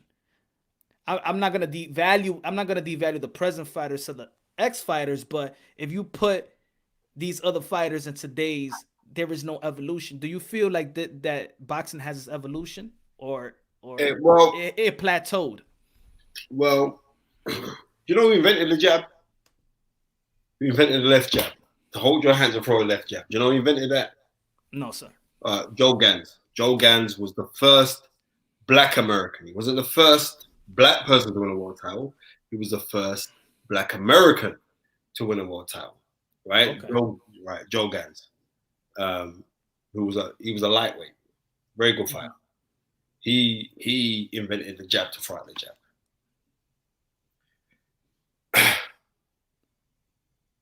What was that? I think that was 1904. Now, no way on earth could Joe Gans, with all these great masters, and he was a master, there's no way on earth that Joe Gans could fight Roberto Duran. Roberto Duran would have told that, right? Because he just originated, he was the originator of the front and left jab. Yeah. So I think, there is an evolution in boxing to an extent, right? Mm-hmm. But there's no way no one could tell me that Anthony Joshua or Tyson Fury could have fought Sonny Liston. I just wouldn't be having it. I'm just being real. Yeah. So you feel like somewhere it did plateau. Somewhere. Yeah. So no. Don't get twisted. Technically, Tyson Fury is absolutely superb. Yeah. Right? Technically, he's superb. I've known him for a long time. Seen the guy in the gym from he was a little kid and been around, and he knows boxing. He really does know boxing. He's an enigma. I don't even know how people. No, no. In the UK, it's different. You see, I can say this because I grew up around travelers. All right. So travelers were like trailer. They're caravans, right? So what's that like? What do you call them in America? When people live on trailer park. Trailer park. Yeah. So he grew up as a trailer park kid. I've grown up around trailer park kids because where my gym was, my boxing gym, right opposite was a big green, and that's where the trailer parks were, where the trailer park kids were.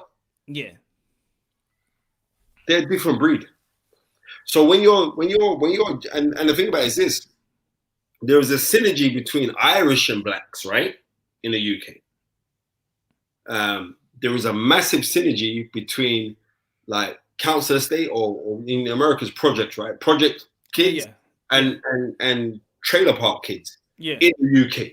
So if you came off of the projects, which is predominantly black people lived on those, we'd be mixing with the travelers who were the trailer park kids, right?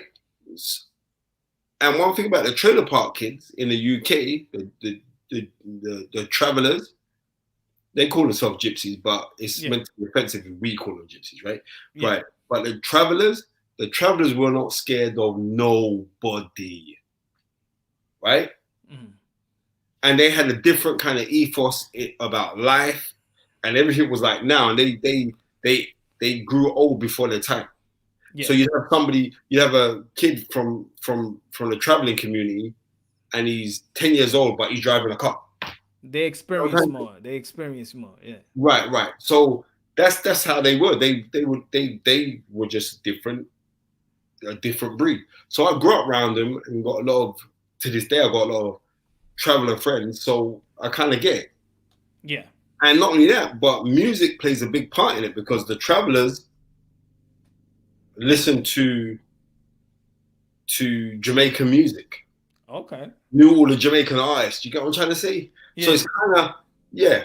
I mean, especially like the Lovers Rock and like the old reggae, they know all of them. They knew all the John Holt, Ken Booth. You go out from all these great singers. They knew these guys, properly knew their songs. So their culture is different, but their culture did embrace with our culture. So I don't like travelers in the UK ain't seen as being white people. Yeah. They're not. They looked beneath them. I'm telling you this now. So when you're around travelers, you get it. I get it. Do you know what I mean? I feel you.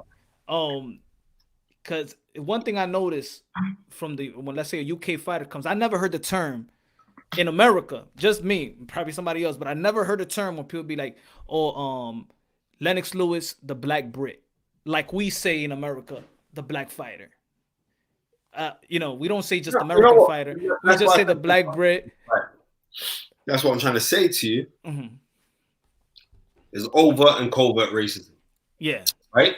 So that's what you was trying to mean, right? Right, and that's how it is. And there's nobody in the UK that will say, "Oh, the black fighter, Lennox Lewis," but Yeah. they think it. Don't get twisted. You know what I mean? They think it, but as long as you're winning, it's fine. It's cool, Yeah. I right? feel you. And that's why Frank Bruno was an enigma, because Frank Bruno lost to James Bone Crusher Smith, lost to Tim Witherspoon, right? Lost to Mike Tyson, Yeah. lost, right? Lost to Lennox Lewis. Are you seeing that? You know what I mean? So he challenged for the world title 3 times on his fourth attempt. He wins the title. But he was loved. He was I seen. know. Yeah. Right, Frank Bruno was Britain's favorite son. But to the street kids, we couldn't stand Frank Bruno. You get what I'm trying to say to you? Yeah. But to white Britain, he was loved. Still. Right. But everyone's trying to say is this. As you get older, I know Frank very well. As you get older, you realize that he was just doing his thing for doing his thing, sake. Do you know what I mean? And like I know Frank's family very well. He was just doing what he was doing, right? But when Lennox came along, Lennox had the love of the black community. Okay. Right? Because unfortunately, Frank Bruno was seen as being an Uncle Tom. Right? Yeah. And I ain't gonna get into it whether he was or he wasn't. What I am gonna say is, like, at the time of the height of you just doing you for survival and for being that crossover, then that's what Frank Bruno was. Frank Bruno at that time of Great Britain, it was needed. Yeah. But what I've noticed is, like, you're getting a lot of celebrities who are not, especially the guys of color, who they're scared to show their cultural identity.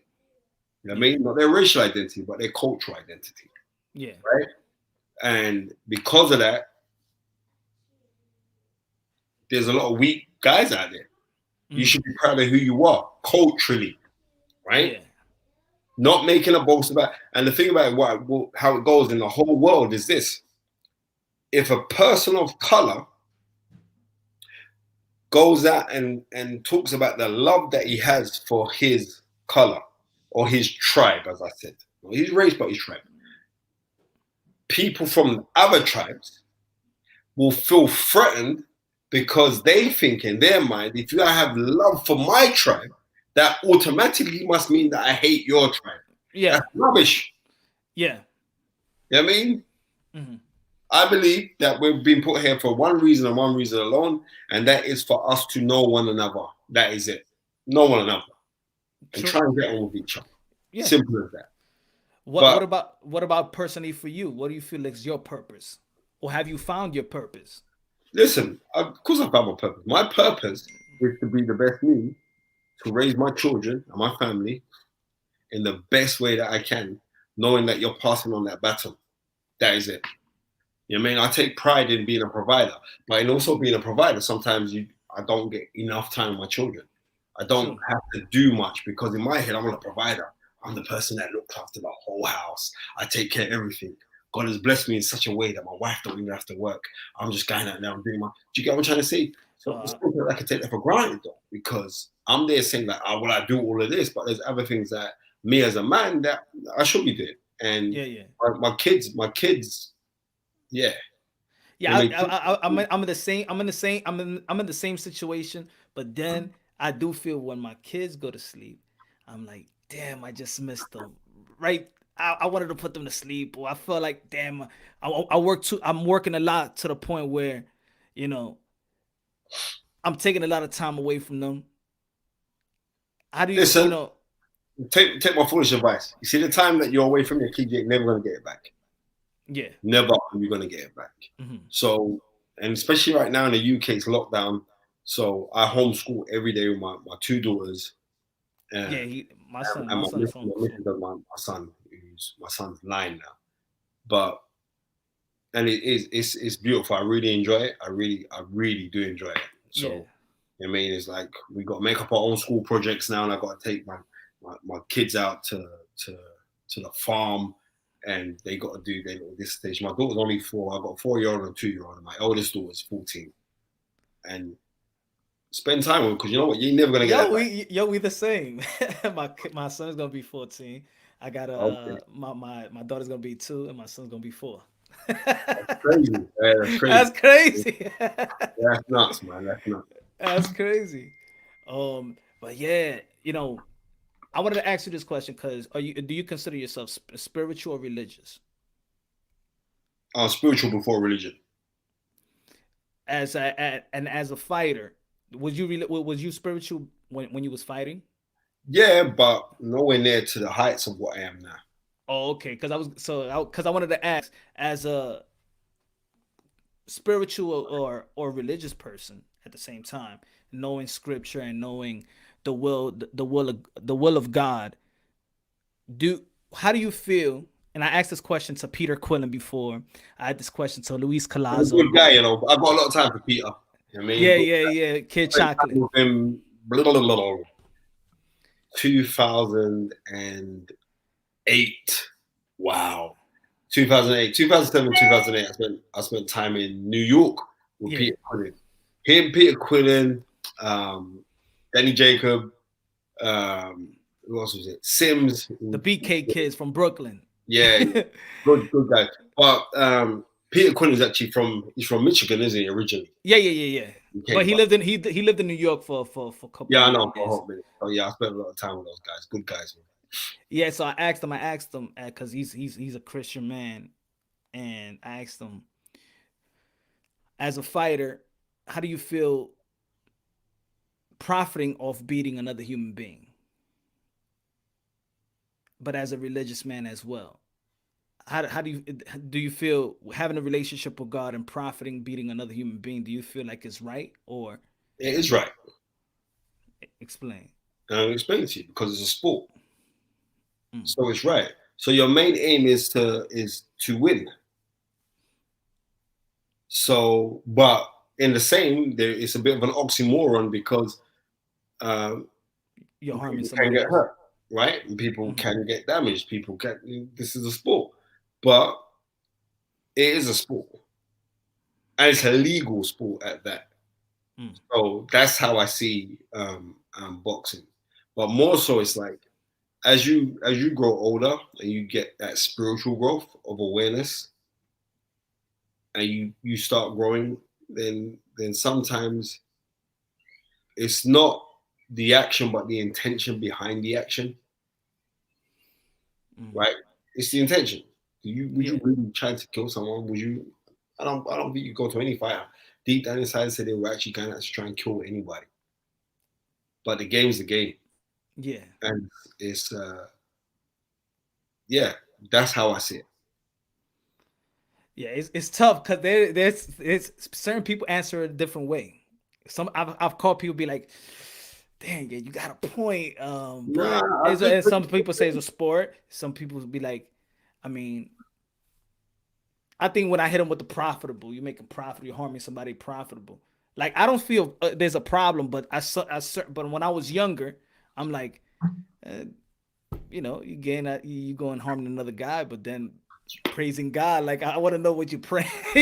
What a fighter may be praying when they're about to go and fight this battle, and hey, it could be your last day. I don't know.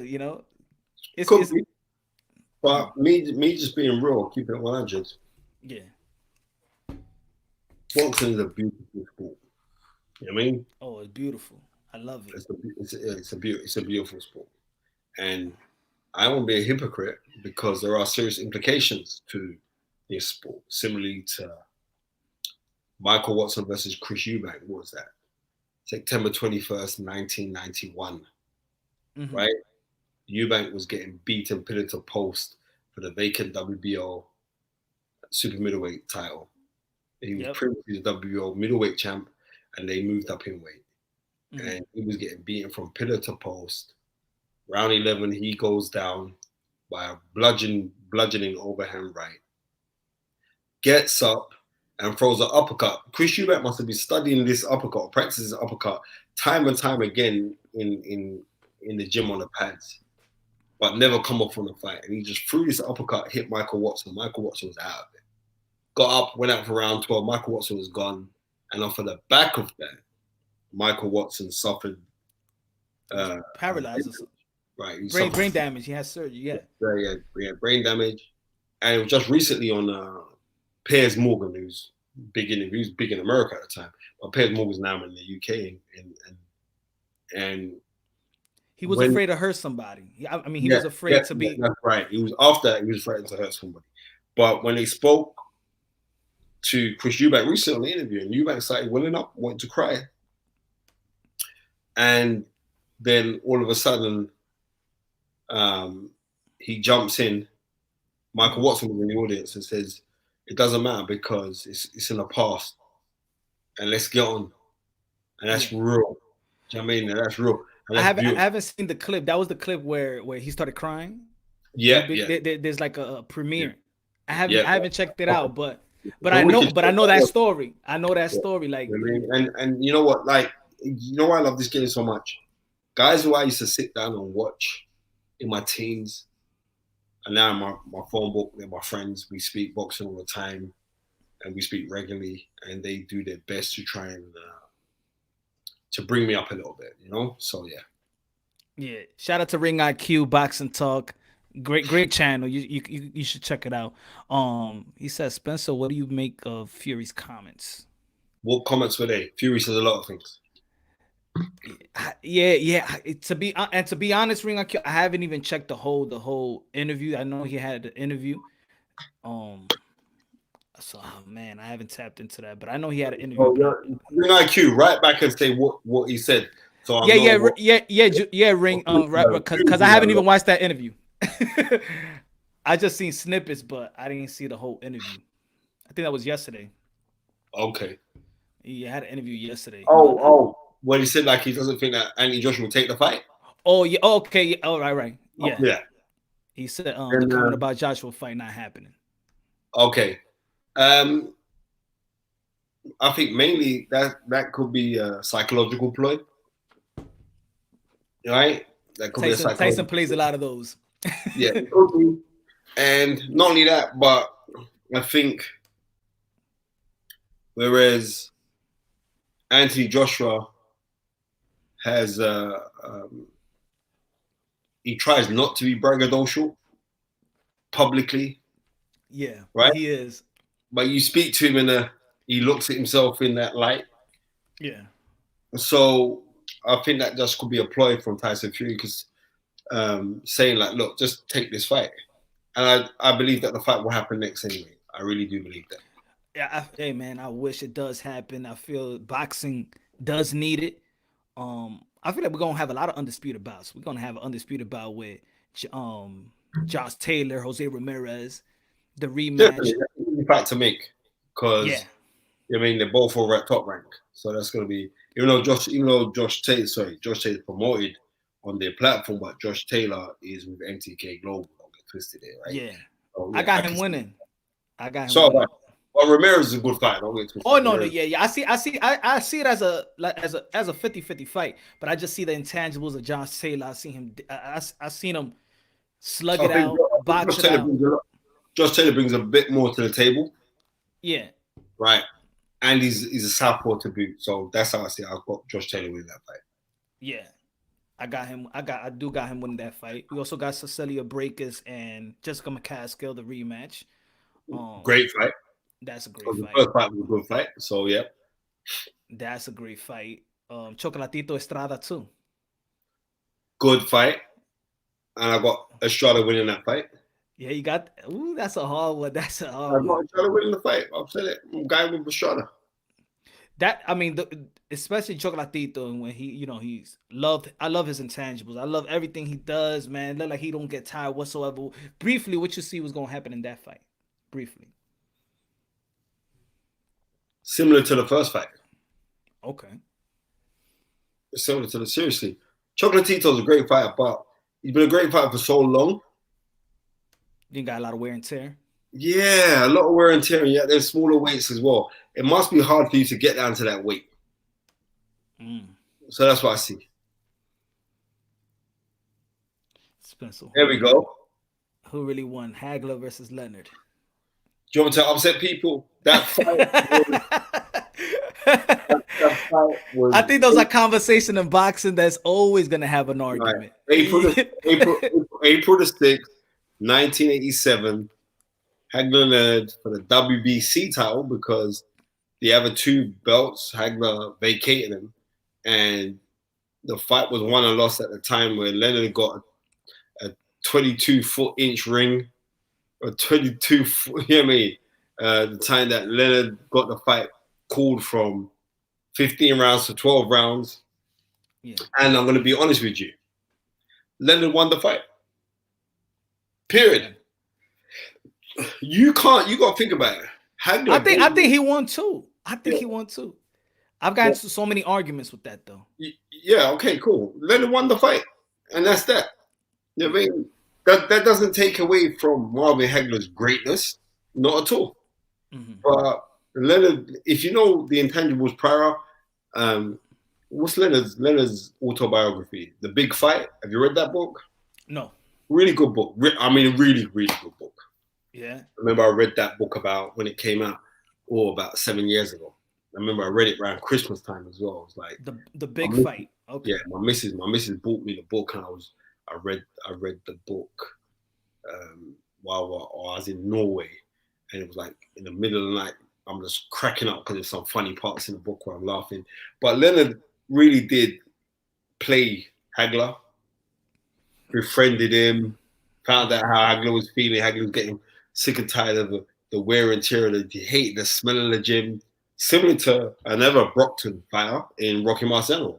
Like after a while, you can't take the smell of a gymnasium. Like, so Leonard knew that he was falling out of love with the game, but the money was too big for Hagler to refuse. Yeah. And then also he felt betrayed, and that's why he took that fight. Okay. But if you realize that there was never a rematch after, was there? Yeah, there wasn't.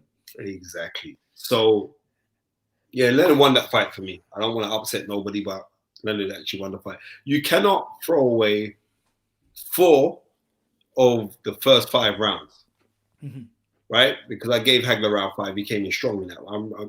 I haven't watched that fight in ages, and now you said it, I might just go and I'm looking at the time now. I don't want it to be too late, but I might sneaky go and watch this fight after.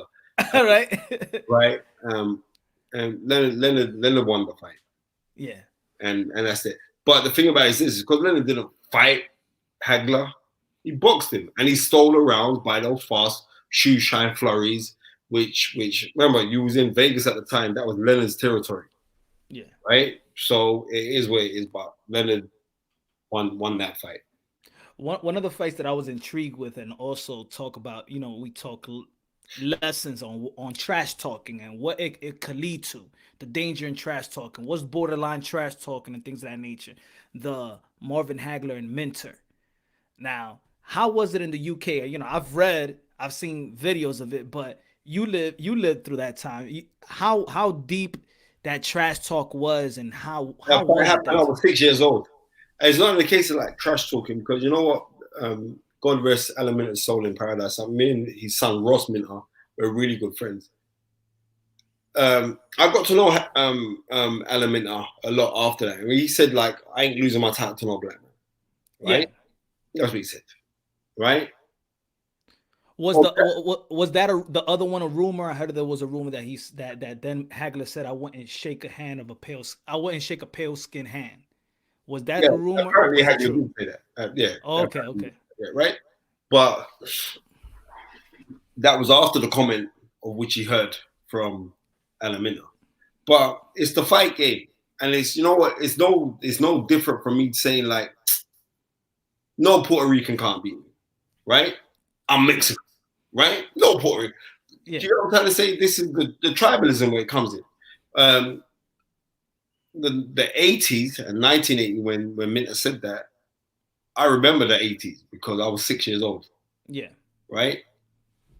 I think that fight was September 1980. At that time there, and it was at Wembley, that time there wasn't good for black people in the UK.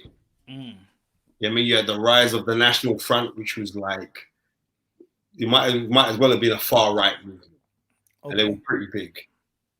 Of that time there, it wouldn't have been easy for kids growing up at that time. You know what I mean? But in me saying that as well, I got to be very fortunate in the area where I grew up. I was very fortunate to see kings and affluent people who looked just like me. You know what I mean? Some were everything. Images, right, exactly. Power. Some were doctors, some were lawyers, some were street hustlers. You know what I mean? Some were doing whatever they were doing, but they were doing what they were doing, and I got to see kings, right? So I didn't grow in poverty. I didn't grow in poverty. I mean, both my parents worked. But what I am saying is, I know for a fact it was hard those times, right? And of that time, the working class, the majority of the working class Europeans were immensely racist. Oh, yeah? And they were upfront with their racism. Do you get what I'm trying to say to you? Yeah. Right, now everyone's being taught to be politically correct.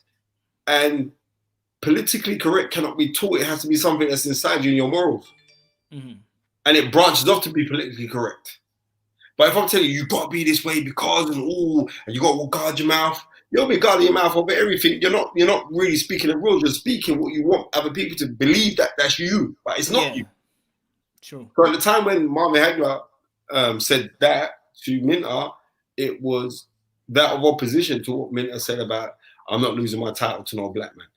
To what? And it was a big uproar, like, in the UK, because I can remember that fight. I remember watching that fight in my beloved aunt Pinda, who passed away last year, in her house with her two sons, Owen and Donald, who were then my cousin was slightly older than me, but I was always into this boxing from young.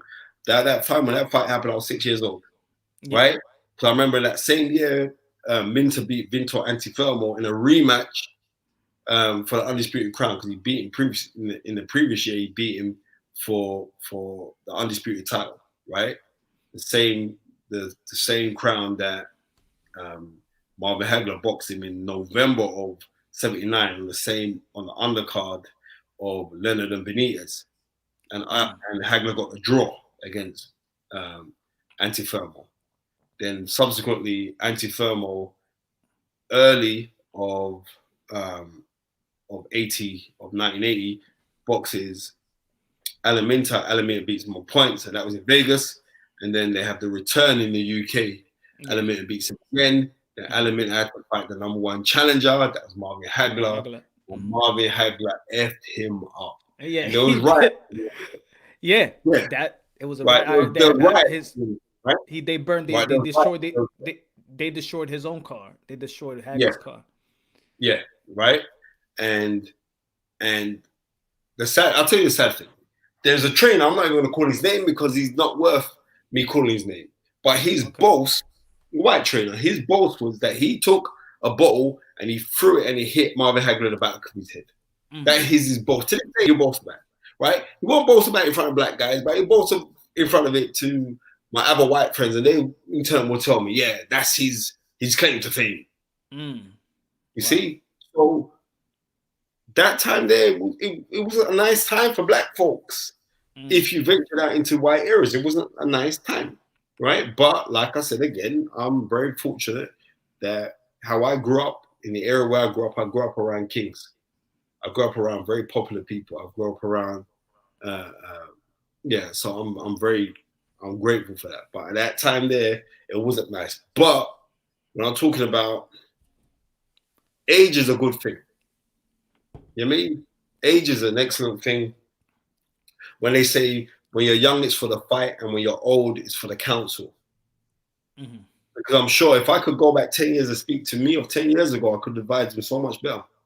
If I could go back to me right now, who I was when I was 20 years, he's so much better. What did Ali say? Ali said the man who thinks the same at 30 as he does at 50, as he did at 30, is wasted 20 years of his life, because we are meant to be evolving as human beings. True. Right? But you could have told that to yourself, but would yourself would have listened? Yeah, it would have, because it's coming from me. Definitely. So Alaminta You know what I mean? I knew Alimenta to you know what I mean? I knew him in his later life. And that was a brunt of the joke. Like every time we meet up with Rossman, I would say, "Oh yeah, that's your dad." And like, "Oh, here we go," because it's coming from a black guy, nine. But I can't deemingly say that Alimenta was racist because he was never racist to me. He was a proper nice guy to me. Yeah. Be a really, really nice human being to me. And I mean it. God rest his soul in paradise. Because Ross, his son, the apple don't fall far from the tree. And his son was the polar opposite of anything that you believe that Alimenta or what he said in 1980. No. I can't base you on you just said one thing in 1980 to who you are for the rest of your life. No. You said one thing. And I'm not going to throw it like a throwaway comment. It was a very serious, hurtful comment at the time. Yeah. But you got your just desserts because Hagler gave you the beating of your life. Yes. But then after that, him and Hagler became very good friends. Yeah. So I remember meeting the both of them at dinners when Marvin Hagler would come to the UK and they'd have these big dinner things out. I mean, honorary dinners for Marvin Hagler, and they'd have Alimenta there. And Alimenta, I remember Alimenta went up there and he said, "I remember saying what I said." And he was welling up as well. And it wasn't disingenuous, it was so genuine. And Alimenta got up on stage and said, "I remember what I said about Marvin Hagler." And it was absolutely disgusting with what I said. You can't say no more than that, man. Forgiveness is the key. Yeah, and, you know, and like he passed away last year, and I'm saying like, and I know his son really well. So I would say like, you know, Marvin, Alimenta, may your soul rest in paradise, my friend. Yeah, man. Even the prime minister had apologized, right? That time they apologized. The prime minister apologized for the behavior to Marvin Hagler. Yeah, the prime minister at the time was Margaret Thatcher, and she apologized because she was embarrassed. But I ain't going by that because that's a level politics. I don't buy politics. Rick had one more. He said, "Last one, Spencer. Prime Tyson versus Prime Ali." Oh, come on. You talking to Spencer. You know Ali is his guy. Ali is always going to be his guy. Tyson would have still made money trouble. Always. Mike Tyson, especially, I would say the Mike Tyson of, what was it, June 27th, 1988, when he beat Michael Spinks, who was my guy. And that's the only time I've cried over boxing. Yeah. I loved Michael Spinks. Michael Spinks is my hero. When I mean my hero, I mean my absolute hero. I loved everything about Michael Spinks because he was off-key, he was goofy, you know, he had a very untimed, timely style of boxing. I loved Michael Spinks. I cried my eyes out when Mike Tyson beat him. Because at school for 2 years straight, I'm at school now. What am I at that time? I'm 14 years old. And everybody's hearing me say for 2 years straight, Michael Spinks is gonna beat Mike Tyson. Right? Mike Tyson ain't shit. You know what I mean? Mike Tyson won't be able to handle the boxing style. Mike Tyson won't be able to handle the science. Mike Tyson's gonna get beat. Blah blah blah. Okay. For age, that's what they're hearing. Kids who weren't even interested in boxing, that was in school. Kids who weren't even interested in boxing because I was like the star boy at school. Everybody got interested in boxing because they were hearing me talk about it every day. Yeah. And Mike Tyson came in and ramshacked Michael Spinks 91 seconds. 91 seconds. And I remember this. I remember my nephew phoned me, like, "What's up?" Just after the fight happened. Because like we got that fight about 3 o'clock in the morning in the UK, live. And my nephew phones me and I'm crying. I said, "Don't worry, man, no." Because I was adamant Michael Spinks was going to beat Mike Tyson. He was going to outskill him. He's going to be him on points. Yeah. And it didn't, he didn't come anything remotely close to it. And I remember crying my eyes out. And from that day, I've never had no more heroes in boxing. I had guys that I romanticized about and all the rest of it, but I weren't putting nobody on no pedestal again. What young fighter got you like, I like this young fighter? Like, yeah, like this reminds me. I'm gonna be 100%. The night Nicholas Waters beat Nonito Donaire. Okay. I've never had something awoken in me like that passion. I was going nuts. Oh yeah. I was going absolutely nuts. No need to go there to knock him out like that. Mm. And me being from Jamaican descent, and also know Nicholas Waltz' father, that gave me such a sense of pride. Mm. I was like, yeah. And then he let me down against Lomachenko. It gave me a sense of pride, but it wasn't like, oh yeah. No, I've seen a couple fighters that I've seen like where I thought, yeah, this guy. Terence Crawford. I remember doing the fight breakdown for Sky Sports when he came over to fight Ricky Burns, and I see how he boxed against Ricky Burns, and I was like, wow, because you could have upped the gear if you wanted to, but you just played it safe. And I was like, but the skill demonstrated by Terence Crawford there, I was like, yeah, this guy. You know what I mean? This guy. And I've seen Canelo fight, and Canelo didn't touch me like I thought, raw, this guy.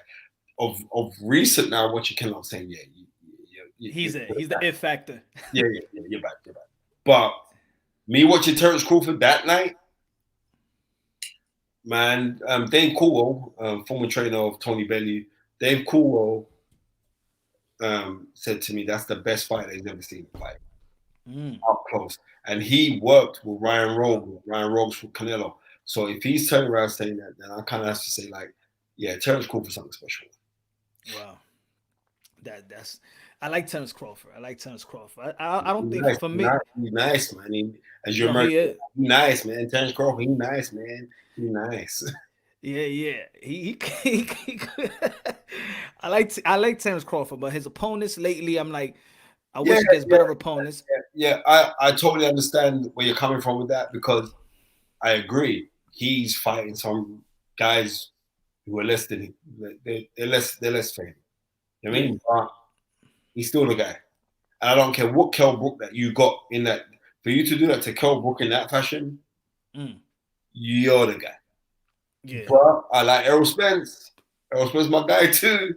That's your guy. Errol Spence is my guy. You know what I mean? I know Errol Spence. I know Errol Spence's father. You know what I mean?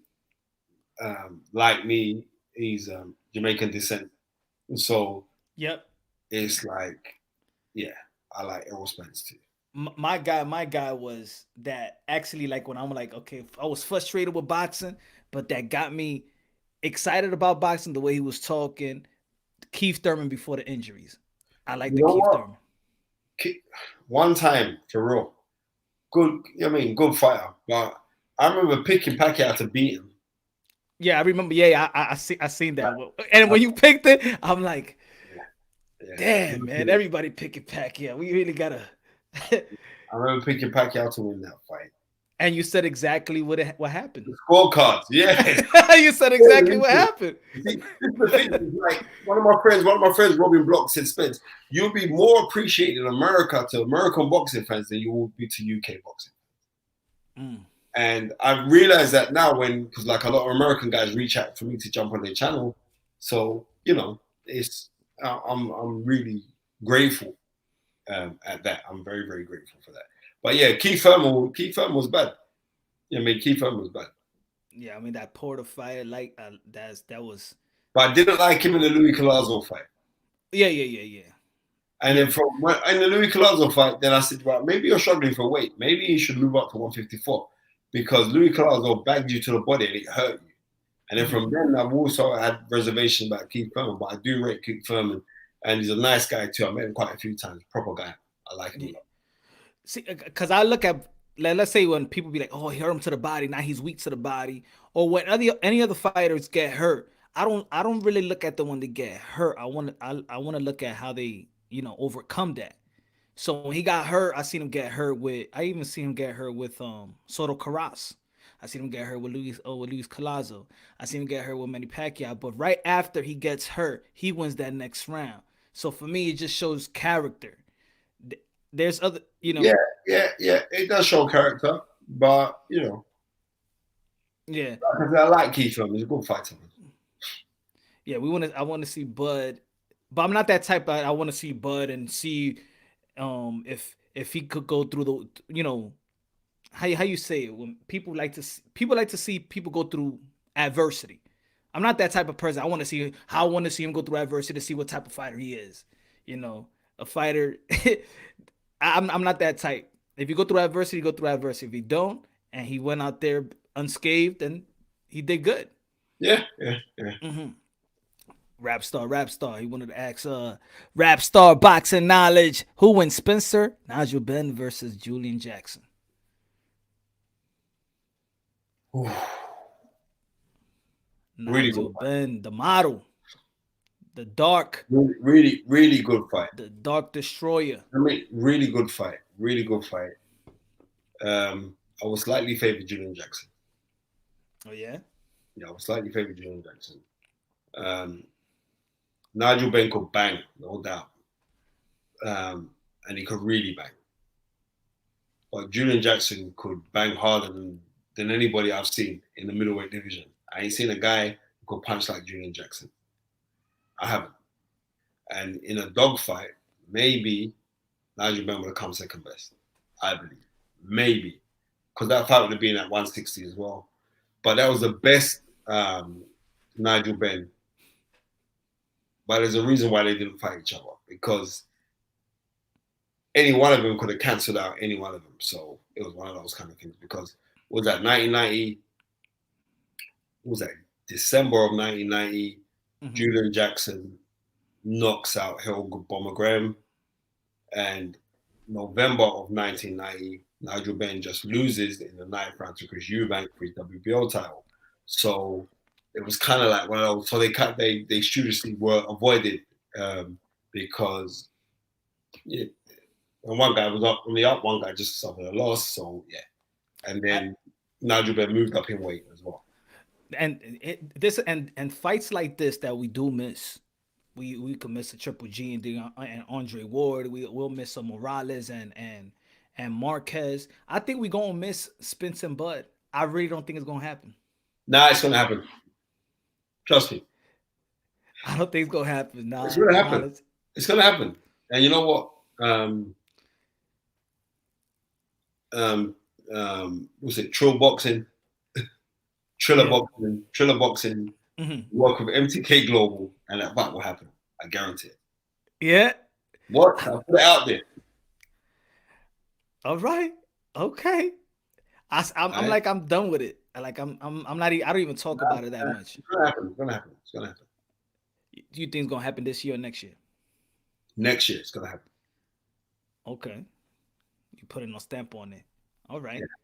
How about heavy? So the heavyweight division. You want to see Anthony Joshua, Tyson Fury? I believe that's who you got. Who you got? Close to the fight, I'd rather say. Listen, Bob. Listen, I'm gonna be real with you. I'm closer to Tyson Fury. Sorry, to Anthony Joshua than I am to Tyson Fury, right? And I was watching Tyson Fury. I like to look at flaws in someone. I remember being on the phone and they said, "Bro, you can knock out Fury, you know, right?" But then at the same time, Tyson Fury could outbox anybody. Yep. And that's the truth. I got AJ winning. So you got AJ winning? Yeah. All right. So it's one of those kind of ones. And I'd rather make a decision for that fight when I'm closer to the fight itself. Because I like to watch body language. I like to watch how they've done their little workouts. I like to watch all those kind of things. But Tyson Fury is meant to win that fight. Yep. But I just got a feeling that AJ could just go all out on him. I just feel like he got a new burning. I think he fell in love again. It does from the outside looking in. He fell in love with the hard work. Probably always worked hard. I think if you see the many times where I've been on interviews and I'm complaining that Anthony Joshua should start having more boxing people around him. Yeah. And since I've made that, he's started to do that. He's got boxing people around him. Yeah. Like your mates can be your mates, that's cool, but in a boxing, you want boxing people around you so they can drop that knowledge on you or to put out little pointers and those kind of things help your growth. And I think now that Joshua started to do that, we're going to see a bigger improvement. People were complaining about the Pulev fight. I thought that was very good performance by Anthony Joshua. Yeah, me too. He made timely adjustments too. Yeah. So I mean, I got props. Anthony Joshua. I thought he boxed. I thought he boxed really well in that fight. Yeah, in the last 2 fights, I've seen that he made adjustments in the ring. You know, timely adjustments. So I could see I could see Anthony Joshua work having success on the inside, because when it comes to Tyson Fury, a lot of people don't want to go on the inside. They don't tap that body. No, but the thing about it is this: like Tyson Fury is not a really good inside fighter. Mm-hmm. He can fight on the inside, but he's not a very good inside fighter. Right? It's not even like short to long range. Tyson Fury will batter you. I mean, batter you. Yeah. And he knows so much boxing. I just want you to go listen to what any guy who spars with him, what they turn around and say about him. I mean, he knows boxing. You feel Deontay Wilder will win a title ever again? Yeah, possibly. You could punch like him. Yeah, definitely. Yeah, I would like. People would like to see the trilogy. I'm like, even if the trilogy was grand, I'm like, nah, he got to take a tune-up. Yeah. New trainer. He's gonna have, what is it? He has surgery. You got a new trainer? That's what I heard. Well, I heard that Goose is going to be working. I heard that was one of the rumors. Regardless of that, but it's not that new trainer. Still takes 5 fights to adjust to your new. Thank you very much. I've been saying that. Yeah, I mean, I don't want to buy into that too much. You know what I mean? I don't want to buy into that too much. Yeah, you know what I mean, it takes and I was saying the same thing. It takes. I was looking at his age, 35 years old, but of course, that's why I said one tuna. But it actually takes. I spoke to Jonathan Ben once, when he was talking about the Triple G fight, and I asked him about your relationship with Triple G, and he said, the first fight when he fought, what was it, Steve Rose, and he said he's not gonna do exactly what I want him to do. We're gonna need 3 training camps, so I'm not looking for him to be perfect. I'm getting to know him, and he's getting to know me. He's gonna be. I might tell him to do something, and he might do it. He might not do it, and he revert back to Abel Sanchez. That's gonna be so it takes 3. He said it takes 2 to 3 fights, so he could do what he want me to do. Yeah. So yeah, for Wilder, I don't. He leave that trilogy part alone. Andy Ruiz, I want to see him get back. He lost a lot of weight. How about the Povetkin and Dillian White? What you see in that fight? I got Povetkin trying to box smart, but eventually Dylan White wearing him down and stopping him around about the 9th or 10th round. Yeah, I mean, he was doing good before getting knocked out. Yeah. You know what? That's the game, brother. That's the game. You know what I mean? That's the game. How you liking the game right now? I love the sport. I love the sport. I love what MTK Global are doing right now. I'm the head of the foundation, which is talk to us about MTK. How's the business? Because y'all racking up everybody, man. Y'all like the new boys in town and just getting everybody. Yeah. It is, like I said, it's I'm grateful to be there. I'm grateful to do my bits. Yeah. You know, so yeah, if you hear in the background, my daughter's just woken up, so I'm gonna have to go and attend to her right now. Yeah. I mean, do what you gotta do, man. Fatherhood first. Yeah. Come on, man. So I gotta go attend to my little girl as she's woken up. So I mean, daddy duties are calling for me now. Right, daddy duty. Thank you very much for showing me. Yeah, thank you very much for having me on your channel, bro. Love to everyone. All right, peace out, my brother. Yes, sir. Spencer Fearon. Showing love to Punsh Drunk Boxing and the channel. Everybody subscribe to Stamina for Sale. Everybody shout out. Thank you very much for tuning in. Great interview with Spencer Fearon. Ladies and gentlemen, let me get the chat. Let me get the chat, y'all. Benavides is ducking Andre. Bob Arum ducking Keith Smoke. Yeah.